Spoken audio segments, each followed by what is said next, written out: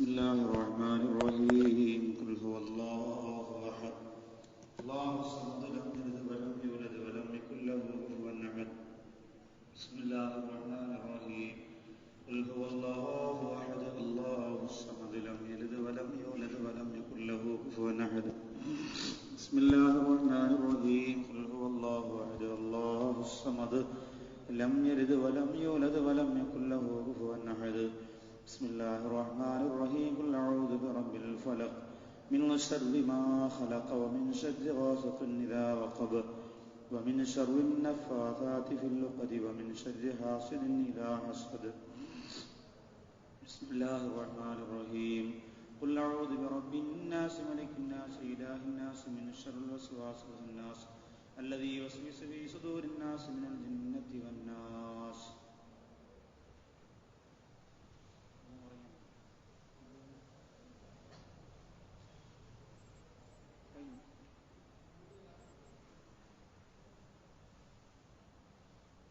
الحمد لله رب العالمين حمدا يوافي نعمه ويكافي مزيدا واعف عنا يا كريم يا رحيم يا الله اللهم صل وسلم على رسولك سيدنا محمد وعلى آل سيدنا ونبينا ومولانا محمد لا إله إلا الله محمد رسول الله صلى الله عليه وسلم في كل زمان سيدنا محمد صلى الله عليه وسلم عدد ما في علم الله صلاة دائمة بدوام ملك الله سبحان الله رب العرش العظيم والحمد لله رب العالمين اللهم إنا نسألك بحق الفاتحة المعظمة والصبر المثاني أن تفتح لنا كل خير أن تتفضل علينا بكل خير وأن تجعلنا من أهل الخير وأن تعاملنا يا مولانا معاملتك لأهل الخير وأن تحفظنا في أدياننا وأنفسنا وأهلينا وأولادنا وأصحابنا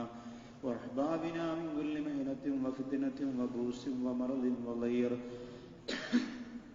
إنك ولي لكل خير ومتفضل بكل خير معطل لكل خير اللهم إنا نسألك علما نافعا وعملا متقبلا ورزقا حلالا طيبا وبدنا صابرا ولسانا ذاكرا وقلوبا خاشعا وإيمانا كاملا يا رب العالمين اللهم أنزل في مجلسنا هذا بركة وسلاما وهداية ومطمئنا اللهم علمنا ما ينفعنا وذكرنا ما نسينا يا ذا الجلال والإكرام اللهم اجعل هذا الشهر الشريف العظيم رمضان شاهدا لنا لا شاهدا علينا اجعله حجة لنا لا حجة علينا يا رب العالمين اللهم أجرنا من النار اللهم أجرنا من النار اللهم أجرنا من النار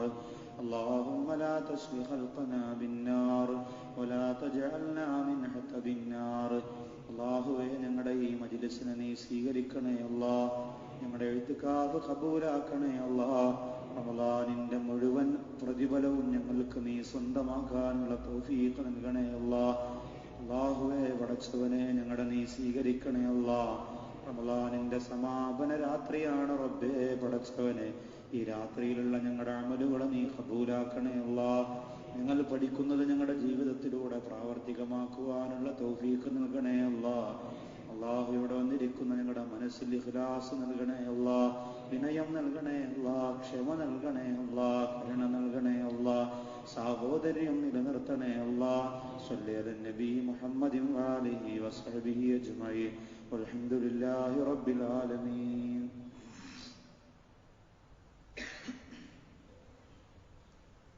അസ്സലാമു അലൈക്കും വറഹ്മത്തുള്ളാഹി വബറകാതുഹു. പ്രിയമുള്ള മുഅ്മിനുകളെ, കരുണാമയനും കരുണാവാരിധിയുമായ റബ്ബ് സുബ്ഹാനഹു വ തആല പരിശുദ്ധവും പരിപാവനവുമായ റമളാൻ ശരീഫിന്റെ അവസാന രാത്രിയിൽ ഇഅ്തികാഫിന്റെ നിയ്യത്തോടുകൂടി പവിത്രമായ പള്ളിയിൽ ഒരുമിച്ച് കൂടിയ നമ്മെ അല്ലാഹു പൂർണ്ണമായും ഇഷ്ടപ്പെടുമാറാകട്ടെ. നാളെ പരലോകത്ത് അള്ളാഹുവിന്റെ ഇഷ്ടദാസന്മാർക്ക് കൊടുക്കുന്ന എല്ലാ പദവികളും അല്ലാഹു സുബ്ഹാനഹു വ തആല ഈ സദ്ദുക്കളായ നമുക്ക് നൽകി അള്ളാഹു അനുഗ്രഹിക്കുമാറാകട്ടെ. ശാരീരികമായി, മാനസികമായി, സാമ്പത്തികമായി നാം അനുഭവിച്ചുകൊണ്ടിരിക്കുന്ന എല്ലാ ബുദ്ധിമുട്ടുകളും അല്ലാഹു സുബ്ഹാനഹു വ തആല നമ്മിൽ നിന്ന് മാറ്റി തരുമാറാകട്ടെ. പ്രിയമുള്ള സഹോദരൻ, ഒരുപാട് അമലുകളെ കുറിച്ചും ഒരുപാട് ഇബാദത്തുകളെ കുറിച്ചും ഖബറിലും മരണസമയത്തും ഖബറിലും പരലോകത്തുമുള്ള രക്ഷാശിക്ഷകളെ കുറിച്ചുമെല്ലാം വളരെ വ്യവസ്ഥാപിതമായി ചർച്ച ചെയ്ത ഒരു മജ്ലിസാണ് ഇത്. പക്ഷേ നമ്മൾ ഗൗരവത്തോടുകൂടി മറ്റൊരു കാര്യം ചിന്തിക്കേണ്ടത്, ഇവിടെ നാം ആദ്യം പറയേണ്ടുന്ന ഒരു കാര്യം ഞാൻ ഇന്ന് അവസാനം പറയാൻ പോവാണ്. സാധാരണ അതാണ് ആദ്യം ചർച്ച ചെയ്യേണ്ടതും അതാണ് ആദ്യം പഠിക്കേണ്ടതും. അത് റമളാനിന്റെ അവസാനം നമുക്ക് പഠിക്കാൻ അല്ലാഹു ഒരു അവസരം തന്നിരിക്കുകയാണ്. അത് വേറൊന്നുമല്ല, നമ്മൾ മദ്രസയിൽ പോയാൽ നമ്മുടെ കുഞ്ഞുമക്കളുടെ മദ്രസയുടെ പാഠപുസ്തകം നമ്മൾ പരിശോധിച്ച് നോക്കിയാൽ അതിനകത്ത് ആദ്യം പഠിപ്പിക്കുന്നത് ഇസ്ലാം കാര്യങ്ങളും ഈമാൻ കാര്യങ്ങളും. കുഞ്ഞുമക്കളോടൊക്കെ ചോദിച്ചാൽ അവരൊക്കെ പറയാറുണ്ട്, ഇസ്ലാം കാര്യം 5 ഈമാൻ കാര്യം 6. ഈമാൻ ഇസ്ലാം അറിഞ്ഞില്ലെങ്കിൽ നരകം അവരുടെ വീടാണ്. ഇതൊക്കെ പാടിയും പറഞ്ഞും പഠിച്ച് നടക്കുന്ന കുഞ്ഞു പ്രായം. നമ്മൾ ആദ്യമേ പഠിക്കുന്നത് ഈമാൻ കാര്യങ്ങൾ, പിന്നെ ഇസ്ലാം കാര്യങ്ങൾ. ഇതാണ് നമ്മളെ മനസ്സിനകത്ത് വിശ്വാസവുമായി ബന്ധപ്പെട്ട് നമ്മുടെ ഹൃദയാന്തരത്തിൽ ഉണ്ടാവുന്നത്. അതാണ്. പക്ഷേ ഒരാളെ സംബന്ധിച്ചിടത്തോളം അയാൾ നേരം പുലരുന്നത് വരെ സുജൂദ് ചെയ്തു, കണ്ടാൽ വലിയ ദീനീ പ്രവർത്തകനാണ്, നല്ല പ്രവർത്തനമാണ്. വസ്ത്രമെല്ലാം വെള്ള വസ്ത്രമൊക്കെ ധരിച്ച് നിസ്കാരത്തിഴമ്പൊക്കെയായി എപ്പോഴും കിതാബ് വായിക്കക്കും അമല് പഠിക്കക്കും ആരാധന ചെയ്യക്കും. അത് മാത്രമേ ഉള്ളൂ. നല്ല നല്ല സുന്നത്ത് ഹയാത്താക്കുന്നു, അത് ചെയ്യുന്നു, ഇത് ചെയ്യുന്നു. ആകെ മൊത്തം നല്ല പ്രവർത്തനമാണ് അയാളെ കണ്ടാൽ. അയാളെ പോലെ നല്ലതുപോലെ ഇബാദത്ത് ചെയ്യുന്ന മറ്റൊരാളില്ല. പക്ഷേ അയാളുടെ വിശ്വാസം ബലഹീനമാണെങ്കിൽ അതൊന്നും അള്ളാഹുവിന്റെ മുന്നിൽ ഒരു വിലയും ഒരു പൈസയ്ക്ക് പോലും ഗുണമുള്ളതാവില്ല. അപ്പൊ ആദ്യം അമലുകളെക്കാൾ ആദ്യം ആവശ്യം എന്താണ്? വിശ്വാസമാണ്. ഒരു മനുഷ്യൻ കുറെ ചെയ്തു, വിശ്വാസമില്ലെങ്കിൽ അവൻ ചെയ്തതുകൊണ്ട് എന്ത് ചെയ്യാനാണ്? അത് മുഴുവനും പൊളിഞ്ഞ് തരിപ്പണമായി പോകും. അള്ളാഹുവിന്റെ മുന്നിൽ ഒരു വിലയും അതുകൊണ്ട് കിട്ടില്ല. അള്ളാഹുവിന്റെ ഖുർആൻ, അള്ളാഹുവിന്റെ റസൂല് പറയുകയാണ്,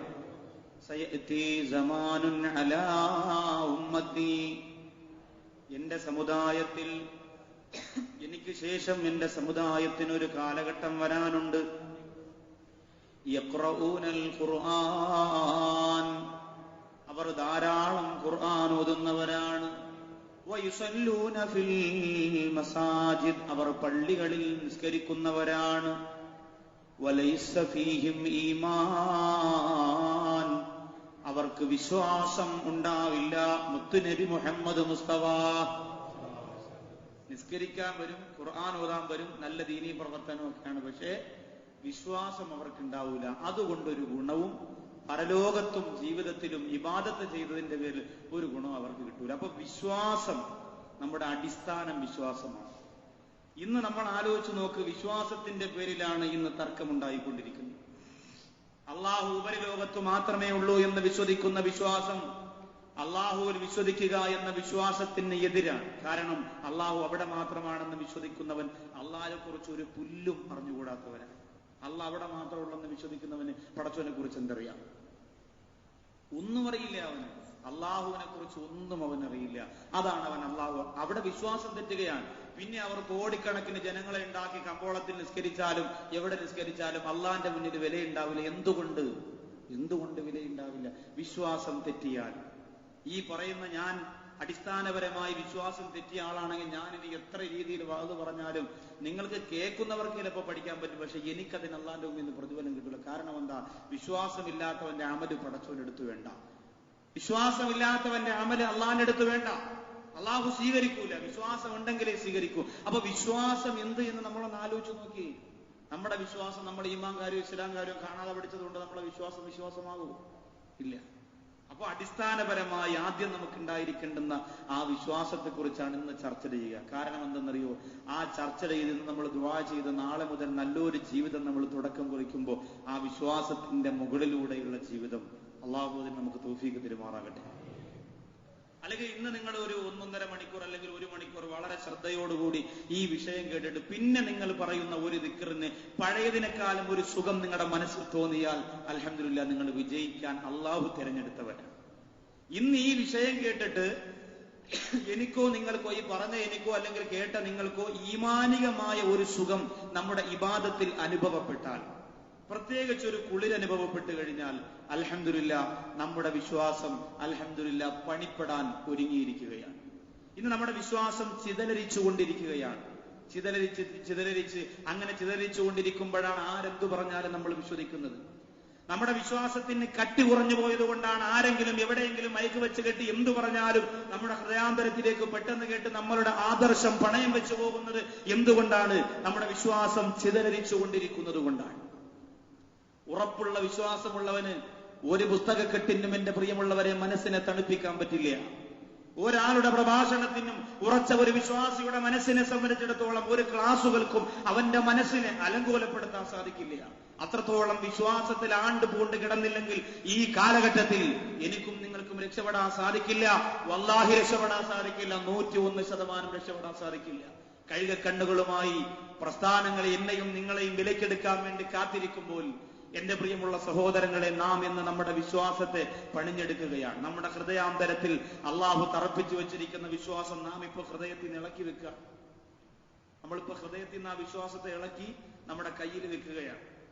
ഓരോ കാര്യം, വിശ്വാസത്തിന്റെ പണിപ്പുരയിൽ ചെയ്യേണ്ടുന്ന ഓരോ കാര്യം പറയുമ്പോൾ ആ വിശ്വാസത്തെ ഇന്ന് നാം കഴുകി മിനുക്കിയെടുത്ത് ഇല്ലാത്തതൊക്കെ ഫിറ്റ് ചെയ്ത് തുരുമ്പിച്ചു പോയ സ്ക്രൂ ഒക്കെ നല്ലതുപോലെ എണ്ണയിട്ട് മിനുക്കി രണ്ടാമത് നല്ലതുപോലെ കയറ്റിയെടുത്ത് നല്ല സുന്ദരമായ പക്വതയുള്ള പാകതയുള്ള വിശ്വാസം ഹൃദയത്തിൽ ഫിറ്റ് ചെയ്തുകൊണ്ട് ഇന്ന് നമ്മൾ ഇവിടെ നിറങ്ങും. അള്ളാഹു അതിന് ഭാഗ്യം തരുമാറാകട്ടെ. അതിനൊത്തിരി കാര്യങ്ങൾ ശ്രദ്ധിക്കാനുണ്ട്. അതിനൊരുപാട് കാര്യങ്ങൾ ശ്രദ്ധിക്കാനുണ്ട്. ബഹുമാനപ്പെട്ട ഇമാം ഗസാലി റഹിമഹുള്ള അടിസ്ഥാനപരമായ അതിന് 4 കാര്യങ്ങളാണ് ആദ്യം ഓർമ്മപ്പെടുത്തുന്നത്. ഒന്നാമത്, നമ്മുടെ വിശ്വാസം ഉറച്ചതായിരിക്കണം, കുലുങ്ങാൻ പാടില്ല. നമ്മുടെ ഈമാൻ എടുത്ത് നമ്മൾ കയ്യിൽ വെച്ചിരിക്കുകയാണ്, നമ്മൾ ഉറച്ച വിശ്വാസം അതിനകത്ത് ഫിറ്റ് ചെയ്യാൻ പോവാണ്. എങ്ങനെയാണ് ഈമാൻ ഉറക്കുക? ഈമാൻ ഉറയ്ക്കുന്നത് എങ്ങനെയാണ്? ഒരു പ്രതിസന്ധി ഘട്ടത്തിലും പടച്ചോനെ മറന്നുപോകാതിരിക്കാൻ നമുക്ക് സാധിച്ചാൽ നമ്മുടെ വിശ്വാസം ഉറച്ചു. ഇല്ലെങ്കിൽ അതിങ്ങനെ കാറ്റത്താടുന്ന ഇലകളെ പോലെ ആടിക്കൊണ്ട് നിൽക്കുന്നു. അല്ലാഹു കാക്കട്ടെ. നമ്മളെ കല്യാണമായാലും നമ്മുടെ വീട്ടിലൊരു മരണം നടന്നാലും അത്യാവശ്യമായി പെരുന്നാളിന്റെ ടൂറാണെങ്കിലും എന്തൊക്കെ സംഭവിച്ചാലും പടച്ചോന് കൊടുക്കാനുള്ളത്, പടച്ചോന്റെ മുമ്പിൽ ചെയ്യാനുള്ളത് കൃത്യമായി അടിസ്ഥാനപരമായി ഞാൻ ചെയ്തിരിക്കും എന്നുള്ള, എവിടെ പോയാലും മാറ്റമില്ലാത്ത ആ ഒരു വിശ്വാസം, അത് അൽഹംദുലില്ലാഹ് ഉറച്ച വിശ്വാസമാണ്. അതിൽ പിന്നെ മാറ്റമില്ല. ഈമാൻ ഇങ്ങനെ ഉറച്ച, ഈ ഈമാൻ ഉറയ്ക്കണമെങ്കിൽ അതിനൊരു പരിപാടി ബഹുമാനപ്പെട്ട ഇമാം ഗസാലി റഹിമഹുല്ലാഹ് തന്നെ പറയുന്നുണ്ട്. രാവിലെയും വൈകുന്നേരവും നീ ഈമാനിനെ കുറിച്ച് ആലോചിക്കണം. എന്റെ ഈമാനിന് കോട്ടം പറ്റുന്ന വല്ലതും ഇന്ന് ഞാൻ ചെയ്തിട്ടുണ്ടോ പടച്ചവനെ? എന്റെ ഈമാനിന് കോട്ടം പറ്റുന്ന വല്ലതും ഇന്നലെ രാത്രി ഞാൻ ചെയ്തിട്ടുണ്ടോ റബ്ബേ? രാവിലെയും രാത്രിയും ഇതേപോലെ ഒരു മനുഷ്യൻ ചിന്തിച്ചുകൊണ്ട് എപ്പോഴും സദാസമയവും എന്റെ ഹൃദയത്തിലുള്ള പടച്ചോന്റെ വിശ്വാസത്തിൽ ഇന്ന് പള്ളിയുടെ മുമ്പിൽ നിന്ന് ഞാൻ ചർച്ച ചെയ്തപ്പോൾ ആ വിശ്വാസത്തിന് കോട്ടം വരുന്ന വല്ലതും ഞാൻ ചെയ്തു പോയിട്ടുണ്ടോ എന്ന് നമ്മൾ ചിന്തിക്കണം. ബഹുമാനപ്പെട്ട ലുഖ്മാനുൽ ഹകീം റളിയല്ലാഹു അൻഹുവിന്റെ ഒരു സംഭവം ചുരുക്കി പറയാൻ വിശദീകരിക്കുന്നില്ല. ലുഖ്മാനുൽ ഹകീം റളിയല്ലാഹു തആല അൻഹുവിന്റെ ഒരു സംഭവം, ഒരു സഹോദരൻ എന്നോട് പറഞ്ഞതാ, ഉസ്താദേ ഇന്നിപ്പോ എന്തായാലും ഈത്തിക്കാഫ് ഉണ്ടാവൂലല്ലേ? ഞാൻ പറഞ്ഞു, എന്താ അല്ല, നിങ്ങളുടെ വിഷയമൊക്കെ ഇന്നലെ എല്ലാം പറഞ്ഞു തീർന്നുകൊണ്ട് ഇന്നിനിപ്പോ ഒന്നും ഉണ്ടാവൂല എന്ന് പറഞ്ഞു. ഇനി 365 ദിവസം നമ്മൾ ഈത്തിക്കാഫ് ഇരുന്നാൽ ഇതൊന്നും പറഞ്ഞാൽ തീരണമൊന്നുമല്ല. എന്ന് നിങ്ങൾ വന്നാലും 3 കാര്യം 4 കാര്യം 5 കാര്യം 6 കാര്യം 7 കാര്യം 8 കാര്യം ഇങ്ങനെ പറഞ്ഞുകൊണ്ടിരിക്കുക തന്നെ. ഇതെവിടെ തീരാൻ? അള്ളാഹു റസൂൽ പറഞ്ഞ ഹദീസ് വായിച്ചാൽ തീരുമോ? വിശദീകരിക്കാതെ ആദ്യം മുതൽ അവസാനം വരെ ആയുസ് മൊത്തവും വായിച്ചാൽ തീരുമോ? എന്റെ പ്രിയമുള്ളത്, ഞാൻ ഉറങ്ങാതിരിക്കാനുള്ള പരിപാടിയാണ്. അപ്പോ നബി സല്ലല്ലാഹു അലൈഹി വസല്ലമ തങ്ങളുടെ വിശുദ്ധമായ ഹദീസ് പരിചിന്തനം നടത്തിയിട്ട് പവിത്രമായ 4 കാര്യങ്ങൾ. ഒന്ന്, നമ്മുടെ വിശ്വാസം ഉറച്ചതായിരിക്കണം. വിശ്വാസം ഉറച്ചതാവാൻ നിരന്തരം ഒരു പരിശോധന നമ്മുടെ വിശ്വാസത്തിൽ. നിസ്കാരം കഴിഞ്ഞിട്ട് നമ്മൾ ചിന്തിക്കണം, എന്തുമാത്രം എന്റെ ഇന്നത്തെ നിസ്കാരം വിശ്വാസവുമായിട്ടൊരു തട്ടി പോയിട്ടുണ്ട്. വിശ്വാസവുമായി ഒരു ബന്ധവുമില്ലാതെ ചില ആൾക്കാർ നിസ്കരിക്കുന്നുണ്ട്. ഒരു ബന്ധവുമില്ല, നിസ്കരിച്ചു എന്ന് പറയും, എഴുന്നേറ്റങ്ങ് പോകും. പക്ഷെ നമ്മുടെ വിശ്വാസത്തിൽ തട്ടി നിസ്കരിക്കണം എങ്ങനെയാ? അത് ഒരു നിസ്കാരം തന്നെ. ആ നിസ്കാരം ഒരു നിസ്കാരം തന്നെയാണ്. ലുക്മാനുൽ ഹക്കീം റളിയല്ലാഹു തആല തന്റെ പ്രിയപ്പെട്ട ഭാര്യയോട് പറഞ്ഞു, ഞാനൊരു ഭക്ഷണപ്പൊതി നിന്റെ കയ്യിൽ തരും. അത് സമുദ്രത്തിന്റെ മറുകരയിലിരിക്കുന്ന വയോവൃദ്ധനായ നരച്ച ദാടിയുള്ള അള്ളാഹുവിനെ ഇബാദത്ത് ചെയ്തുകൊണ്ടിരിക്കുന്ന ഒരു മനുഷ്യനുണ്ട്, ആ മനുഷ്യന്റെ അടുത്ത് കൊണ്ടുപോയി കൊടുക്കണം. ഭാര്യ പറഞ്ഞു, ചെയ്യാം. ആ ഭക്ഷണവും വാങ്ങി സമുദ്രത്തിന്റെ കരയിൽ വരുമ്പോൾ അക്കരയ്ക്ക് പോകാൻ അവിടെ തോണിയില്ല. ലുക്മാനുൽ ഹക്കീം റളിയല്ലാഹു അൻഹുവിന്റെ അടുത്തേക്ക് തിരിച്ചു വന്നപ്പോൾ ബഹുമാനപ്പെട്ടവർ പറഞ്ഞു കൊടുത്തു, ഇപ്പുറത്ത് നിന്നുകൊണ്ട് നീ വിളിച്ചു പറയണം, അക്കരെ കിടക്കുന്ന തോണി തുഴയാൻ ആളില്ലാതെ തുഴയില്ലാതെ അവിടെ നിന്ന് ഇവിടെ വരാൻ ഒരു പരിപാടിയുണ്ട്. എന്താന്ന് ചോദിച്ചപ്പോൾ ലുക്മാനുൽ ഹക്കീം റളിയല്ലാഹു തആല അൻഹു പറഞ്ഞു കൊടുത്തു, ഇന്ന് വരെ സ്വന്തം പ്രിയപ്പെട്ട ഭാര്യയുടെ ശാരീരിക ബന്ധത്തിന്റെ സുഖം അറിഞ്ഞിട്ടില്ലാത്ത ലുക്മാനുൽ ഹക്കീം റളിയല്ലാഹു അൻഹുവിന്റെ ബറക്കത്ത് കൊണ്ട് അക്കരെ കിടക്കുന്ന തോണിയെ നീ ഇക്കരെ വന്ന് എന്നെയും കൊണ്ട് അക്കരേക്ക് പോണമെന്ന് വിളിച്ചു പറയണമെന്ന് ലുക്മാനുൽ ഹക്കീം റളിയല്ലാഹു തആല അൻഹു പറഞ്ഞു കൊടുക്കുമ്പോൾ ഭാര്യ ചിന്തിക്കുകയാണ്, എന്താ പറഞ്ഞത്? ഭാര്യയുടെ ശാരീരിക സുഖത്തിൽ നിന്നും ഇന്ന് വരെ ഒരല്പം പോലും അനുഭവിച്ചിട്ടില്ലാത്ത ലുക്മാൻ അദ്ദേഹത്തിന്റെ ബറക്കത്ത് കൊണ്ട് തോണി വിളിക്കുക. ഭാര്യ മനസ്സുകൊണ്ട് ചിന്തിച്ചു, നല്ല പരിപാടിയാണ്. ഏത് ഭാര്യയ്ക്കത് താങ്ങാൻ പറ്റും? നമ്മൾ ആലോചിച്ച് നോക്കി, നമ്മുടെ ഭാര്യയാണെങ്കിൽ അപ്പോഴേ ചിരവെടുത്ത് മണ്ടക്കിടിക്കും. നിങ്ങൾ പിന്നെ എന്തോന്ന് വലിച്ച എത്രയും കാലം അനുഭവിച്ചു എന്ന് ചോദിക്കും. അത് ചോദിക്കില്ലേ? അത് വെറുതെ അല്ല, അങ്ങനെ ചോദിക്കും. അതൊരു പെണ്ണിന് താങ്ങാൻ പറ്റൂല. ഒരു പെണ്ണിന്റെ മുഖത്ത് നോക്കി ഞാനോ നിങ്ങളോ അങ്ങനെ പറഞ്ഞാൽ സ്നേഹമുള്ള ഒരു ഭാര്യയെ സംബന്ധിച്ചിടത്തോളം അത് താങ്ങാൻ പറ്റൂല, ഉൾക്കൊള്ളാൻ പറ്റൂല. പക്ഷെ ഭർത്താവ് പറഞ്ഞ ജോലിയാണ്, അതിനിടയിൽ ഒരു ചോദ്യം വേണ്ടെന്ന് പറഞ്ഞിട്ട് ഈ ഭക്ഷണപ്പൊതിയും കൊണ്ട് അവിടെ പോയി ഇതേപോലെ വിളിച്ചു പറഞ്ഞു. അത്ഭുതകരമായി തോണി വന്നു, അതിനകത്ത് കയറി അക്കരെ പോയി. അക്കരെ പോയപ്പോ ബഹുമാനപ്പെട്ടവർ പറഞ്ഞതുപോലെ ഒരു വയോവൃദ്ധൻ നരച്ച താടിയും തസ്ബീഹായിട്ട് അവിടെ ഇരിക്കാൻ. അവിടെ ചെന്നിട്ട് ബഹുമാനപ്പെട്ട ലുക്മാനുൽ ഹക്കീം റളിയല്ലാഹു തആല അൻഹു പറഞ്ഞു, ബഹുമാനപ്പെട്ട ലുക്മാനുൽ ഹക്കീം റളിയല്ലാഹുവിന്റെ ഭാര്യ പറഞ്ഞു, എന്റെ ഭർത്താവ് തന്നയച്ചതാണ്, അവിടത്തേക്ക് ഭക്ഷണം തരാൻ പറഞ്ഞു. അയാൾ വളരെ സന്തോഷമായിട്ട് വാങ്ങി ആ ഭക്ഷണപ്പൊതിയെല്ലാം നിവർത്തി വെച്ച് നല്ലതുപോലെ കഴിച്ചിട്ട് പറഞ്ഞു, ഇനി പാത്രവും കൊണ്ട് തിരിച്ചു പോകുമ്പോ ഈ തോണി വീണ്ടും അക്കരെ പോയിട്ടുണ്ടാവും.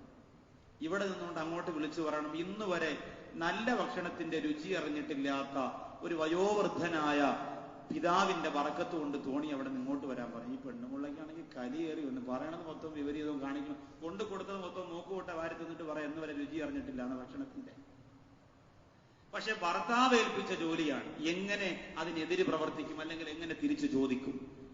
ബഹുമാനപ്പെട്ട ലുക്മാനുൽ ഹക്കീം റളിയല്ലാഹു അൻഹുവിന്റെ ഭാര്യ അതേപോലെ ഇക്കരെ നിന്നുകൊണ്ട് വിളിച്ചു പറഞ്ഞു, തോണി വന്നു, അതിൽ കയറി അക്കരെ പോയി. ചെന്ന ഉടനെ തന്നെ വേറെ ഒരു വിശേഷവും പറയണില്ല, ചെന്ന ഉടനെ ബഹുമാനപ്പെട്ട ലുക്മാനുൽ ഹക്കീം റളിയല്ലാഹു അൻഹുവിനോട് പറഞ്ഞു, എനിക്കിതിന്റെ അർത്ഥം മനസ്സിലാകുന്നു. നിങ്ങൾ പറഞ്ഞതും ആ വയോവൃദ്ധൻ പറഞ്ഞതും രണ്ടും ഏകദേശം തുല്യമാണ്. എന്താണ് അതിന്റെ പൊരുൾ? ലുക്മാനുൽ ഹക്കീം റളിയല്ലാഹു തആല അൻഹു പറഞ്ഞു, നിനക്കതിനുള്ള പരുവമായിട്ടില്ല, സമയമാകുമ്പോ പറഞ്ഞു തരാം. നമ്മൾ ഭർത്താക്കന്മാരുണ്ട്, പെണ്ണ് കെട്ടാൻ പോണവരുണ്ട്. ഒരു കാര്യം ശ്രദ്ധിക്കണം, ആദ്യമേ പെണ്ണുങ്ങളോടെല്ലാം തുറന്നു പറയാൻ പാടില്ല. നിങ്ങൾ ചിലപ്പോൾ വിചാരിക്കും, ഞാൻ കല്യാണം കഴിക്കാൻ പോവാണ്, ഇനി എന്റെ മനസ്സിൽ കളങ്കമില്ല, ഇന്ന് മുതൽ ഞാൻ സോക്രട്ടീസാണ് എന്നൊക്കെ പറഞ്ഞ് പെണ്ണിന്റെ അടുത്ത് നിന്റെ ജീവിതം മൊത്തം പറഞ്ഞു കൊടുത്താൽ പടച്ചവനാണ് പറഞ്ഞിരുന്നതിന് മുമ്പ് വെട്ടിയെടുത്തുകൊണ്ട് അവളെ വെട്ടിപ്പോയി. നമ്മൾ ധൈര്യമായിട്ട് നമ്മൾ ചിലപ്പോൾ വിചാരിക്കും എല്ലാം പറഞ്ഞ് ഇന്ന് മുതൽ എല്ലാ തെറ്റും ചെയ്ത്, ഞാൻ പണ്ട് അവിടെ പോയിട്ടുണ്ട്, ഇവിടെ പോയിട്ടുണ്ട്, എനിക്ക് ആ ജോലിയായിരുന്നു, ഈ ജോലിയായിരുന്നു, ഞാൻ മതിരാടിയിട്ടുണ്ട്, വേരിയാടിയിട്ടുണ്ട്, കുളത്തിൽ ചാടിയിട്ടുണ്ട്, ഇതൊക്കെ നിന്റെ ഭാര്യയോട് നീ പറഞ്ഞു കൊടുക്കുമ്പോ ഈ പെണ്ണത് കേട്ടിട്ട് ഈ പെണ്ണ് ചിലപ്പോൾ ഇങ്ങോട്ടൊന്നും പറഞ്ഞു തരൂല. കേട്ടിട്ട് ആ പെണ്ണിന്റെ മനസ്സ് പറയും, അള്ളാഹു എവന്റെ കൂടെയാണോ ഞാൻ ഇനി ജീവിക്കേണ്ടത്, ഇറങ്ങിപ്പോകാൻ സാധ്യതയുണ്ട്. അങ്ങനെ ഇറങ്ങിപ്പോയിട്ടുണ്ട്. എല്ലാം തുറന്നു പറയാൻ പാടില്ല, തുറന്നു പറയുന്നതിനൊരു പരിധിയുണ്ട്.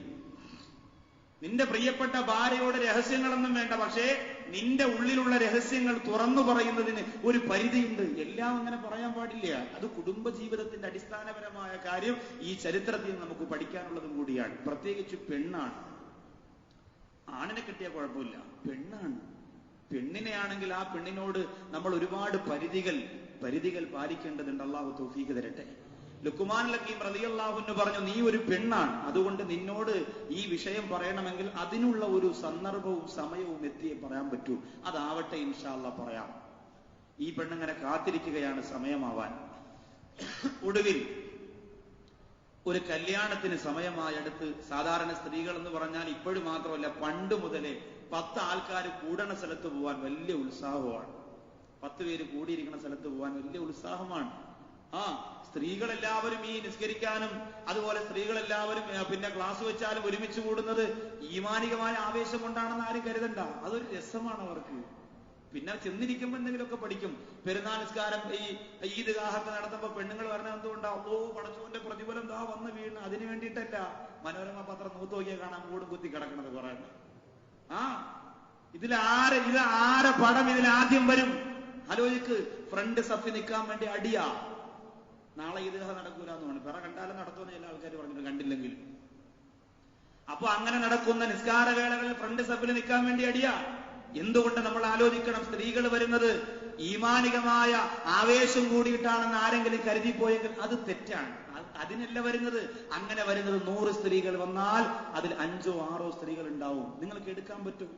അങ്ങനെയുള്ള സ്ത്രീകൾ തറാവീഹ് കഴിഞ്ഞിട്ട് ശങ്കരനാട് സ്റ്റേഡിയത്തിൽ മോഹൻലാലിന്റെ സ്ത്രീ പരിപാടി കണ്ടുകൊണ്ട് നിൽക്കുമോ? തിരുവോണത്തിന് നിൽക്കൂല. അങ്ങനെയുള്ള സ്ത്രീകൾ വളരെ കുറവാണ്. ഇല്ലാന്ന് ഞാൻ പറയണില്ല, ഉണ്ട്. പക്ഷെ വളരെ കുറവാണ്, വളരെ കുറവാണ്. അത് അവർക്കൊരു രസമാണ്. ഇന്ന് ഈ രാത്രിയിൽ പള്ളിക്കകത്ത് സ്ത്രീകൾക്ക് ഈത്തിക്കാഫ് വെച്ചാൽ ഏതെങ്കിലും പള്ളിയിൽ എന്റെ പ്രിയമുള്ളവരെ നിന്ന് തിരിയാൻ സ്ഥലമുണ്ടാവോ? ആലോചിച്ച് നോക്കി. നിങ്ങളെക്കാളും വലിയ ഈമാൻ അവർക്കുള്ളത് കൊണ്ടല്ല, അതവർക്കൊരു സുഖമാണ്. നിങ്ങൾ ആലോചിച്ച് നോക്ക്. ഈ പള്ളിക്കകത്ത് 10 ദിവസവും ചെറുപ്പക്കാർ പറയും, അള്ളാഹു അടുത്ത വർഷമാണ് അങ്ങനെയാണ് നടത്തിയിരുന്നെങ്കിൽ സെറ്റപ്പ് ആയിരുന്നു. 10 ദിവസവും ഈ പള്ളിക്കകത്ത് സ്ത്രീകൾക്ക് ഈത്തിക്കാഫ് വെച്ചാൽ നിന്ന് തിരിയാൻ സ്ഥലമുണ്ടാവില്ല. പുറംപള്ളിയും അകംപള്ളിയും മുകളിൽ കഞ്ഞി വെക്കുന്ന അടുക്കളക്കകത്ത് വരെ പരമ്പൊരിച്ച് നിസ്കരിക്കേണ്ടി വരും. എന്തുകൊണ്ടാണ്? ഈമാൻ കൂടിയത് കൊണ്ടല്ല. സ്ത്രീകളെ വിളിച്ചാൽ അവര് വരും. ഒരു പ്രസ്ഥാനം വിളിച്ചു നോക്കട്ടെ, ഒരു സംഘടന വിളിച്ചു നോക്കട്ടെ, അവരതിനു വേണ്ടി ആവേശത്തോടു കൂടി കാത്തിരിക്കുകയാണ്. വീട്ടിന്റെ അകത്ത് കിടക്കുന്ന ഈ സ്ത്രീകൾക്ക് ഇങ്ങനെയുള്ള കാര്യങ്ങൾക്ക് വരുമ്പോൾ ജനങ്ങൾ അവരെ ശ്രദ്ധിക്കുമെന്നറിയാം. നമ്മൾ ഇത്രയും പേര് ഇവിടെ നിൽക്കുമ്പോൾ തറാവീഹ് നിസ്കരിക്കാൻ പോണ പെണ്ണുങ്ങൾ നമ്മൾ നോക്കുക, നമ്മൾ തറാവീഹിന് പോകണം. വേറെ ഒരു പെണ്ണ് സാധനമാക്കിയ പോലെ നമ്മൾ നോക്കൂല, തറാവീഹിന് പോകണം. അപ്പൊ തറാവീഹിന് പോകുമ്പോ എന്നെ ജനങ്ങൾ ശ്രദ്ധിക്കും. മറ്റ് ഏത് കാര്യത്തിന് വിളിച്ചാലും അവർ വരുന്നത് അതുകൊണ്ടാണ്. അപ്പൊ ലുഖ്മാൻ ഹക്കീം റളിയല്ലാഹു അൻഹുവിന്റെ ഭാര്യയും പെണ്ണ് തന്നെയാണ്. ആധുനിക കാലഘട്ടത്തിൽ ജീവിച്ചുകൊണ്ടിരിക്കുന്ന എന്റെയും നിങ്ങളുടെയും പെങ്ങളുടെ ഭാര്യയുടെ ഉമ്മയുടെ പെണ്ണാണെങ്കിൽ അവർക്ക് അല്ലാഹു കൊടുത്തിട്ടുള്ള വിചാര ചിന്തകളെല്ലാം ലുഖ്മാൻ ഹക്കീം റളിയല്ലാഹുവിന്റെ ഭാര്യയ്ക്ക് ഉണ്ടായിരുന്നു. പെണ്ണാണോ ലോകത്തുണ്ടാവും, എല്ലാം ഉണ്ടാവും. അങ്ങനെ വന്ന് ചോദിച്ചു, കല്യാണം ഒന്ന് എനിക്ക് പോണം. ലുഖ്മാൻ ഹക്കീം റളിയല്ലാഹു അൻഹു പറഞ്ഞു, പോണമെങ്കിൽ കുഴപ്പമില്ല, പക്ഷെ ഒരു നിബന്ധനയുണ്ട്. ഞാനൊരു വിളക്ക് കത്തിച്ച് നിന്റെ കയ്യിൽ തരും. അതണയാതെ നീ കല്യാണത്തിന് പോയിട്ട് തിരിച്ചു വരണം. പോണ വഴിയിൽ വിളക്കണഞ്ഞു പോയാൽ വന്നു കയറിയ ഉടനെ നിന്നെ ഞാൻ തൊലാക്കിയിട്ട് വീട്ടിൽ കൊണ്ടാക്കും. പിന്നെ നീ എന്റെ ഭാര്യയല്ല. നമ്മുടെ പെണ്ണുമ്പിള്ളയുടെ നമ്മൾ പോയിട്ട് പറഞ്ഞാൽ ഞാൻ ഒരു 110ന്റെ ബൾബ് കത്തിച്ചു തരും, നീ കല്യാണത്തിന് പോയിട്ട് തിരിച്ചു വരുന്നവരെ അണയാൻ പാടില്ല എന്ന് പറഞ്ഞാൽ ആലോചിച്ച് നോക്കി.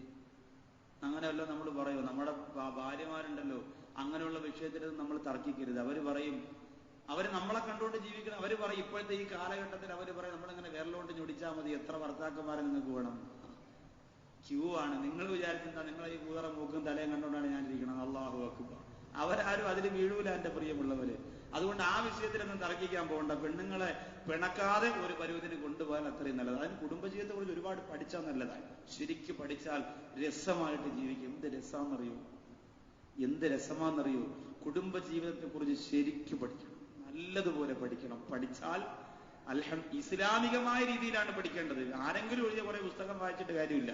അങ്ങനെ പഠിച്ചാൽ വളരെ വളരെ രസമാണ്. 99-ാം പക്കത്തിലും ഭാര്യയെ കാണാനുള്ള അവന്റെ കണ്ണിന്റെ ആവേശം, അടുത്തിരുന്ന് സംസാരിക്കാനുള്ള കൊതി, അതുണ്ടാവും. അത് കിട്ടുപോവില്ല. അള്ളാഹു അങ്ങനെയുള്ള കുടുംബജീവിതം നമുക്ക് പെരുമാറാകട്ടെ. അതാണ് ആവശ്യം, അല്ലേ? പെണ്ണ് കെട്ടണ്ടേ? ഇൻഷാ അല്ലാഹ്. അള്ളാഹു തആല നല്ല സ്വാലിഹത്തായ ഭാര്യമാരെ ഇവിടെ ഇരിക്കുന്ന ആണുങ്ങൾക്ക് അള്ളാഹു കൊടുക്കുമാറാകട്ടെ. അപ്പോ കല്യാണത്തിന് പോകണമെന്ന് തീരുമാനിച്ചു. ലുഖ്മാൻ ഹക്കീം റളിയല്ലാഹു അൻഹു പറഞ്ഞു, ഈ നിബന്ധന അനുസരിക്കുകയാണെങ്കിൽ പൊയ്ക്കോ. ശരി, നിബന്ധന ഞാൻ അനുസരിച്ചോളാം. തീരുമാനിച്ചു. വിളക്ക് കത്തിച്ചുകൊണ്ട് കല്യാണത്തിന് പോയി. കല്യാണം കഴിഞ്ഞ് മടങ്ങി വന്നപ്പോൾ ബഹുമാനപ്പെട്ട ലുഖ്മാൻ ഹക്കീം റളിയല്ലാഹു തആല അൻഹു തന്റെ പ്രിയപ്പെട്ട ഭാര്യയോട് ചോദിക്കുകയാണ്, എങ്ങനെയുണ്ടായിരുന്നു കല്യാണം? ജനങ്ങൾ അധികം ഉണ്ടായിരുന്നോ? പുതുമണവാട്ടി എങ്ങനെയുണ്ട്? സുന്ദരിയാണോ? കല്യാണത്തിന് ഭക്ഷണമുണ്ടായിരുന്നോ?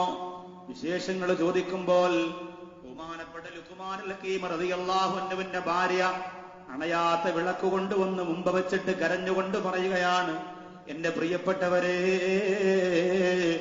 ഇന്ന് കല്യാണം ഒരുപാട് ജനങ്ങളുള്ള നല്ലൊരു സംഗമമായിരുന്നു. പക്ഷേ അതിന്റെ സുഖമറിയാൻ, അതിന്റെ രസമറിയാൻ, അതുമായി ബന്ധപ്പെട്ട ഒരു കാര്യങ്ങളും മനസ്സിലാക്കാൻ എനിക്ക് കഴിഞ്ഞിട്ടില്ല.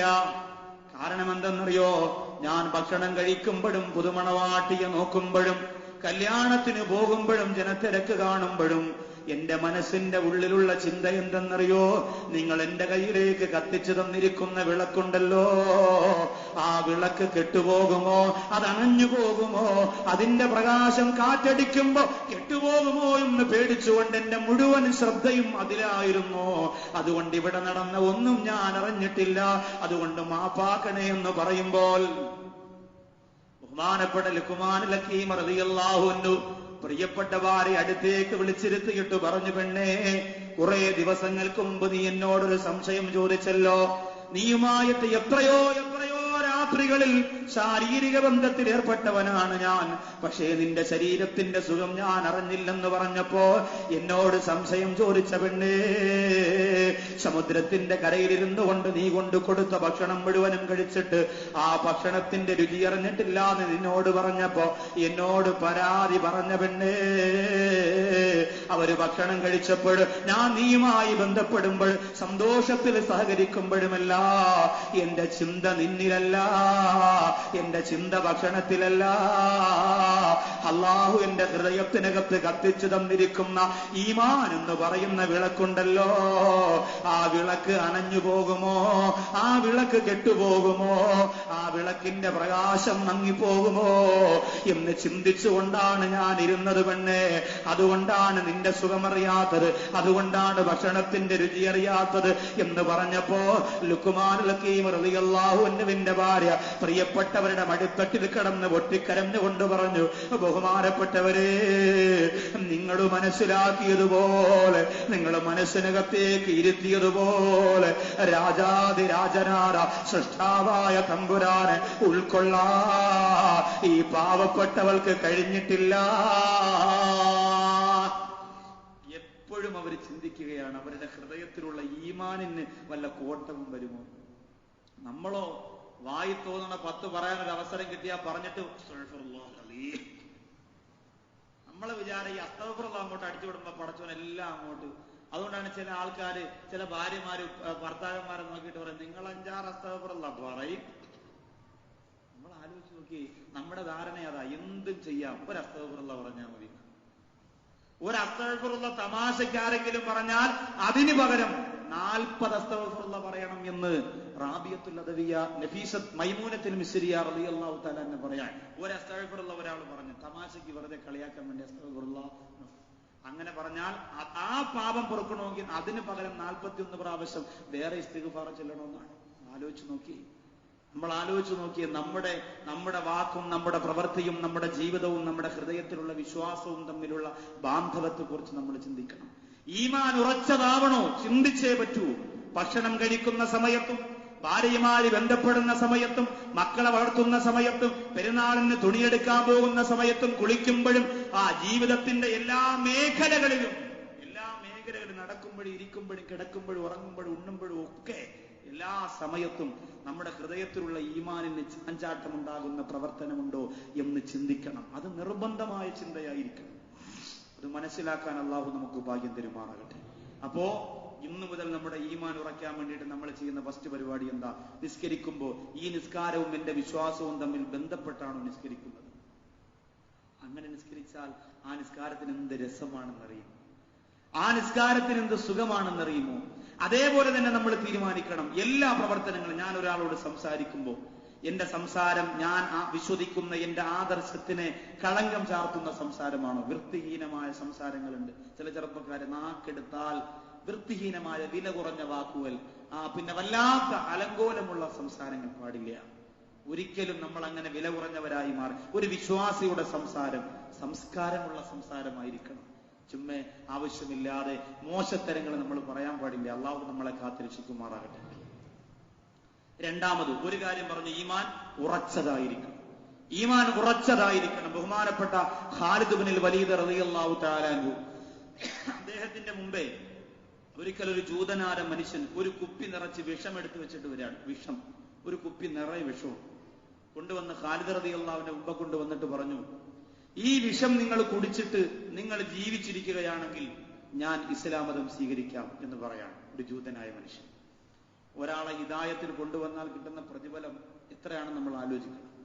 ഖാലിദ് ഇബ്നു വലീദ് റളിയല്ലാഹു തആല അൻഹു ആ കുപ്പി അങ്ങോട്ട് വാങ്ങി. നമ്മുടെ അടുത്ത് ആരെങ്കിലും കൊണ്ടുവന്നിട്ട് പറയാം, ഈ ഈത്തിക്കാവ് 10 ദിവസം ഇരിക്കാൻ പോയ ആളല്ലേ, അതുകൊണ്ട് ബിസ്മില്ലാഹിർ റഹ്മാനിർ റഹീം എന്ന് പറഞ്ഞിട്ട് ഒരു കുപ്പി വിഷം നമ്മൾ വാങ്ങുകയാണ് അവന്റെ കയ്യിൽ. നമ്മൾ കുടിച്ചിട്ട് ജീവിച്ചിരുന്നാൽ ഒരു ഹിന്ദുവോ അല്ലെങ്കിൽ ഒരു ക്രിസ്ത്യാനിയോ വന്നിട്ട് പറയുന്നു അവൻ ഇസ്ലാം മതം സ്വീകരിക്കാന്ന് പറഞ്ഞാൽ നിങ്ങൾ എന്ത് പറയും? ഇവിടെ ഉള്ള നേതാന്മാരെ കൊണ്ട് സഹിക്കാൻ പോയി, നീ കൂടെ ഇസ്ലാമിലേക്ക് പറഞ്ഞ പറയുള്ളൂ, അത് ഞാൻ കുടിച്ച് ചത്തിട്ട് വേണം നിനക്ക് വരാൻ പോടാന്ന് പറയും.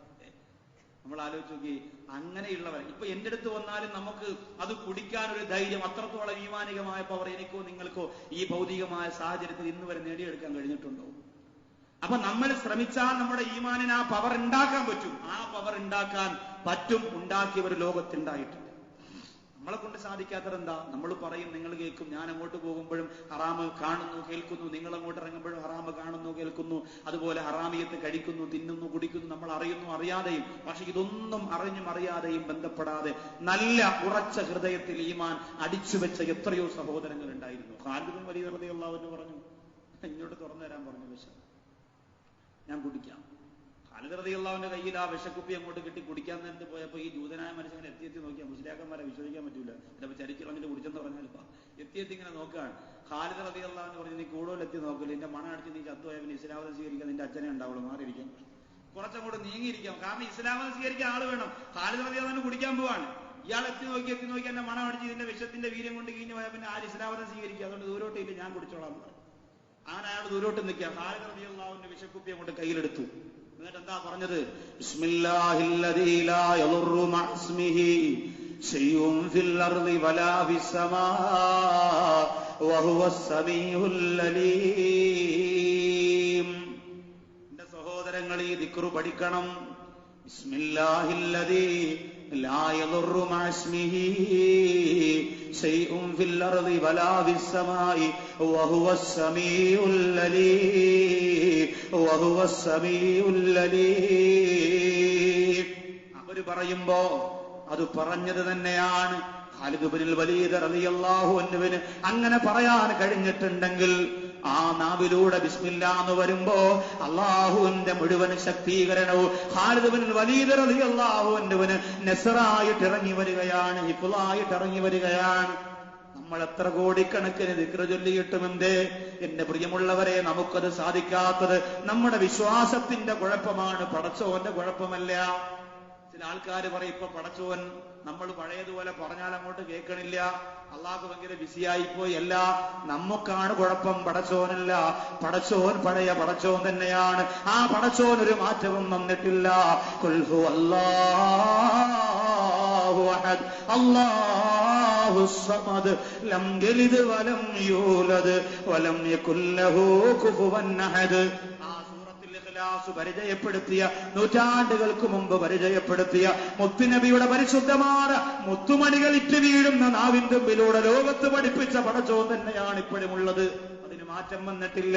മാറ്റം വന്നത് മനുഷ്യനാണ്. മാറ്റം വന്നത് മനുഷ്യനാണ്.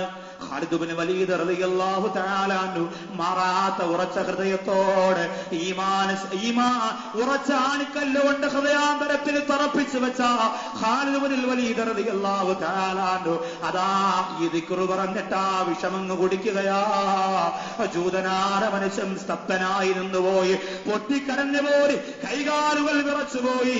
ഷഹാദത്ത് കലിമ ഖാലിദ് ഇബ്നുൽ വലീദ് റളിയല്ലാഹു അൻഹു പറയാൻ പറഞ്ഞപ്പോ നാവ് കൊണ്ട് ശബ്ദിക്കാൻ പോലും കഴിയാതെ ഭയന്ന് വിറച്ചുകൊണ്ട് ഖാലിദ് റളിയല്ലാഹു അൻഹുവിന്റെ മുമ്പിൽ വീണുപോയി. കാരണം എന്താ? ഖാലിദ് റളിയല്ലാഹു അൻഹുവിന്റെ ഒരു രോമത്തിന് പോലും പ്രശ്നമുണ്ടായില്ല. എന്തുകൊണ്ടെന്നറിയോ? അവരുടെ ഈമാൻ ഉറച്ചുപോയത് കൊണ്ടാണ്. അവരുടെ ഈമാൻ ഉറച്ചുപോയത്. ഈമാൻ ഉറച്ചാൽ ലോകത്ത് ഒരാളെയും നമ്മൾ പേടിക്കേണ്ട കാര്യമില്ല. ഒരാളെയും നമ്മൾ പേടിക്കേണ്ട കാര്യമില്ല. അള്ളാഹു നമുക്ക് ഈമാൻ ഉറപ്പിച്ചു തരുമാറാകട്ടെ. ഈമാൻ ഉറച്ച കണ്ണുകളെ, ഈമാൻ ഉറച്ച ശരീരങ്ങളെ മറ്റുള്ളവർ കണ്ടാൽ അവർ പേടിക്കുമെന്നാണ്. ബദർ യുദ്ധത്തിന്റെ രണാകരത്തിൽ പ്രിയപ്പെട്ട 313 17 വരുന്ന അനുഗ്രഹീതരായ സഹാബികൾ നിരന്നു നിന്നപ്പോ ആയിരക്കണക്കാണ് ഇസ്ലാമിന്റെ ശത്രുക്കൾ കണ്ടു പേടിച്ചു പോയത് എന്തുകൊണ്ടാണ്? അവരുടെ ഈമാനിന്റെ തിളക്കം. പലസ്തീനിലെ ഇന്തിഫാദയുടെ പ്രിയപ്പെട്ട 8 വയസ്സായ കരിങ്കല്ല് പറക്കി മാത്രമറിയാൻ കരുത്തും കഴിവുമുള്ള ഇന്തിഫാദയുടെ മക്കളെ കണ്ട് അമേരിക്കന്റെ പട്ടാളം 10 കണക്കിന് വില വരുന്ന മിസൈല് ദൂരേക്ക് വലിച്ചെറിഞ്ഞിട്ട് ഓടിപ്പോയത് എന്തുകൊണ്ടാണ്? ഈ പലസ്തീനിന്റെ മക്കളുടെ കയ്യിലിരിക്കുന്ന കല്ലിന്റെ ശക്തി കണ്ടിട്ടല്ല, അതെറിയാൻ വേണ്ടി അവർ ഓങ്ങി വെച്ചിരിക്കുന്ന കണ്ണിന്റെ ഈമാനികമായ വീര്യം കണ്ടിട്ട് ഒരു പള്ളിയുടെ നടയിൽ നിന്ന് അമേരിക്കൻ പട്ടാളക്കാർ ആയുധം വലിച്ചെറിഞ്ഞിട്ട് ഓടി രക്ഷപ്പെട്ടു പോയെങ്കിൽ ഈമാനിന്റെ കരുത്ത് ആ കണ്ണുകളിൽ വന്നതുകൊണ്ടാണ്. ഈമാനിന്റെ കരുത്ത് ആ കണ്ണുകളിൽ വന്നതുകൊണ്ടാണ്. നമ്മൾ ആലോചിക്കണം. നമ്മൾ വലിയ ഈമാനുള്ളവരെന്ന് പറയുമ്പോ നമ്മൾ ഏതെങ്കിലും പ്രശ്നത്തിൽ ഇടപെടാൻ ചെല്ലുമ്പോൾ ചെറുപ്പക്കാരും അള്ളാണപ്പ നിങ്ങൾ അങ്ങോട്ട് വരാതിരിക്കണം എന്തിനാണ്, നമ്മൾ പരിഹരിച്ചോളാം. നമ്മൾ വലിയ ഈമാനിന്റെ കണ്ണും കൊണ്ട് അങ്ങോട്ട് ചെന്നാൽ അതോടുകൂടി കൊള്ളാവില്ല. അത്രയ്ക്ക് നമ്മുടെ വിശ്വാസം മാറ്റു കുറഞ്ഞുപോയി. എന്റെയും നിങ്ങളുടെ ഈ പറയണ ഞാൻ എടുക്കണമെന്നല്ല പറയാ. നമ്മൾ ശ്രമിച്ചാൽ നമുക്ക് സാധിപ്പിച്ചെടുക്കാൻ പറ്റും.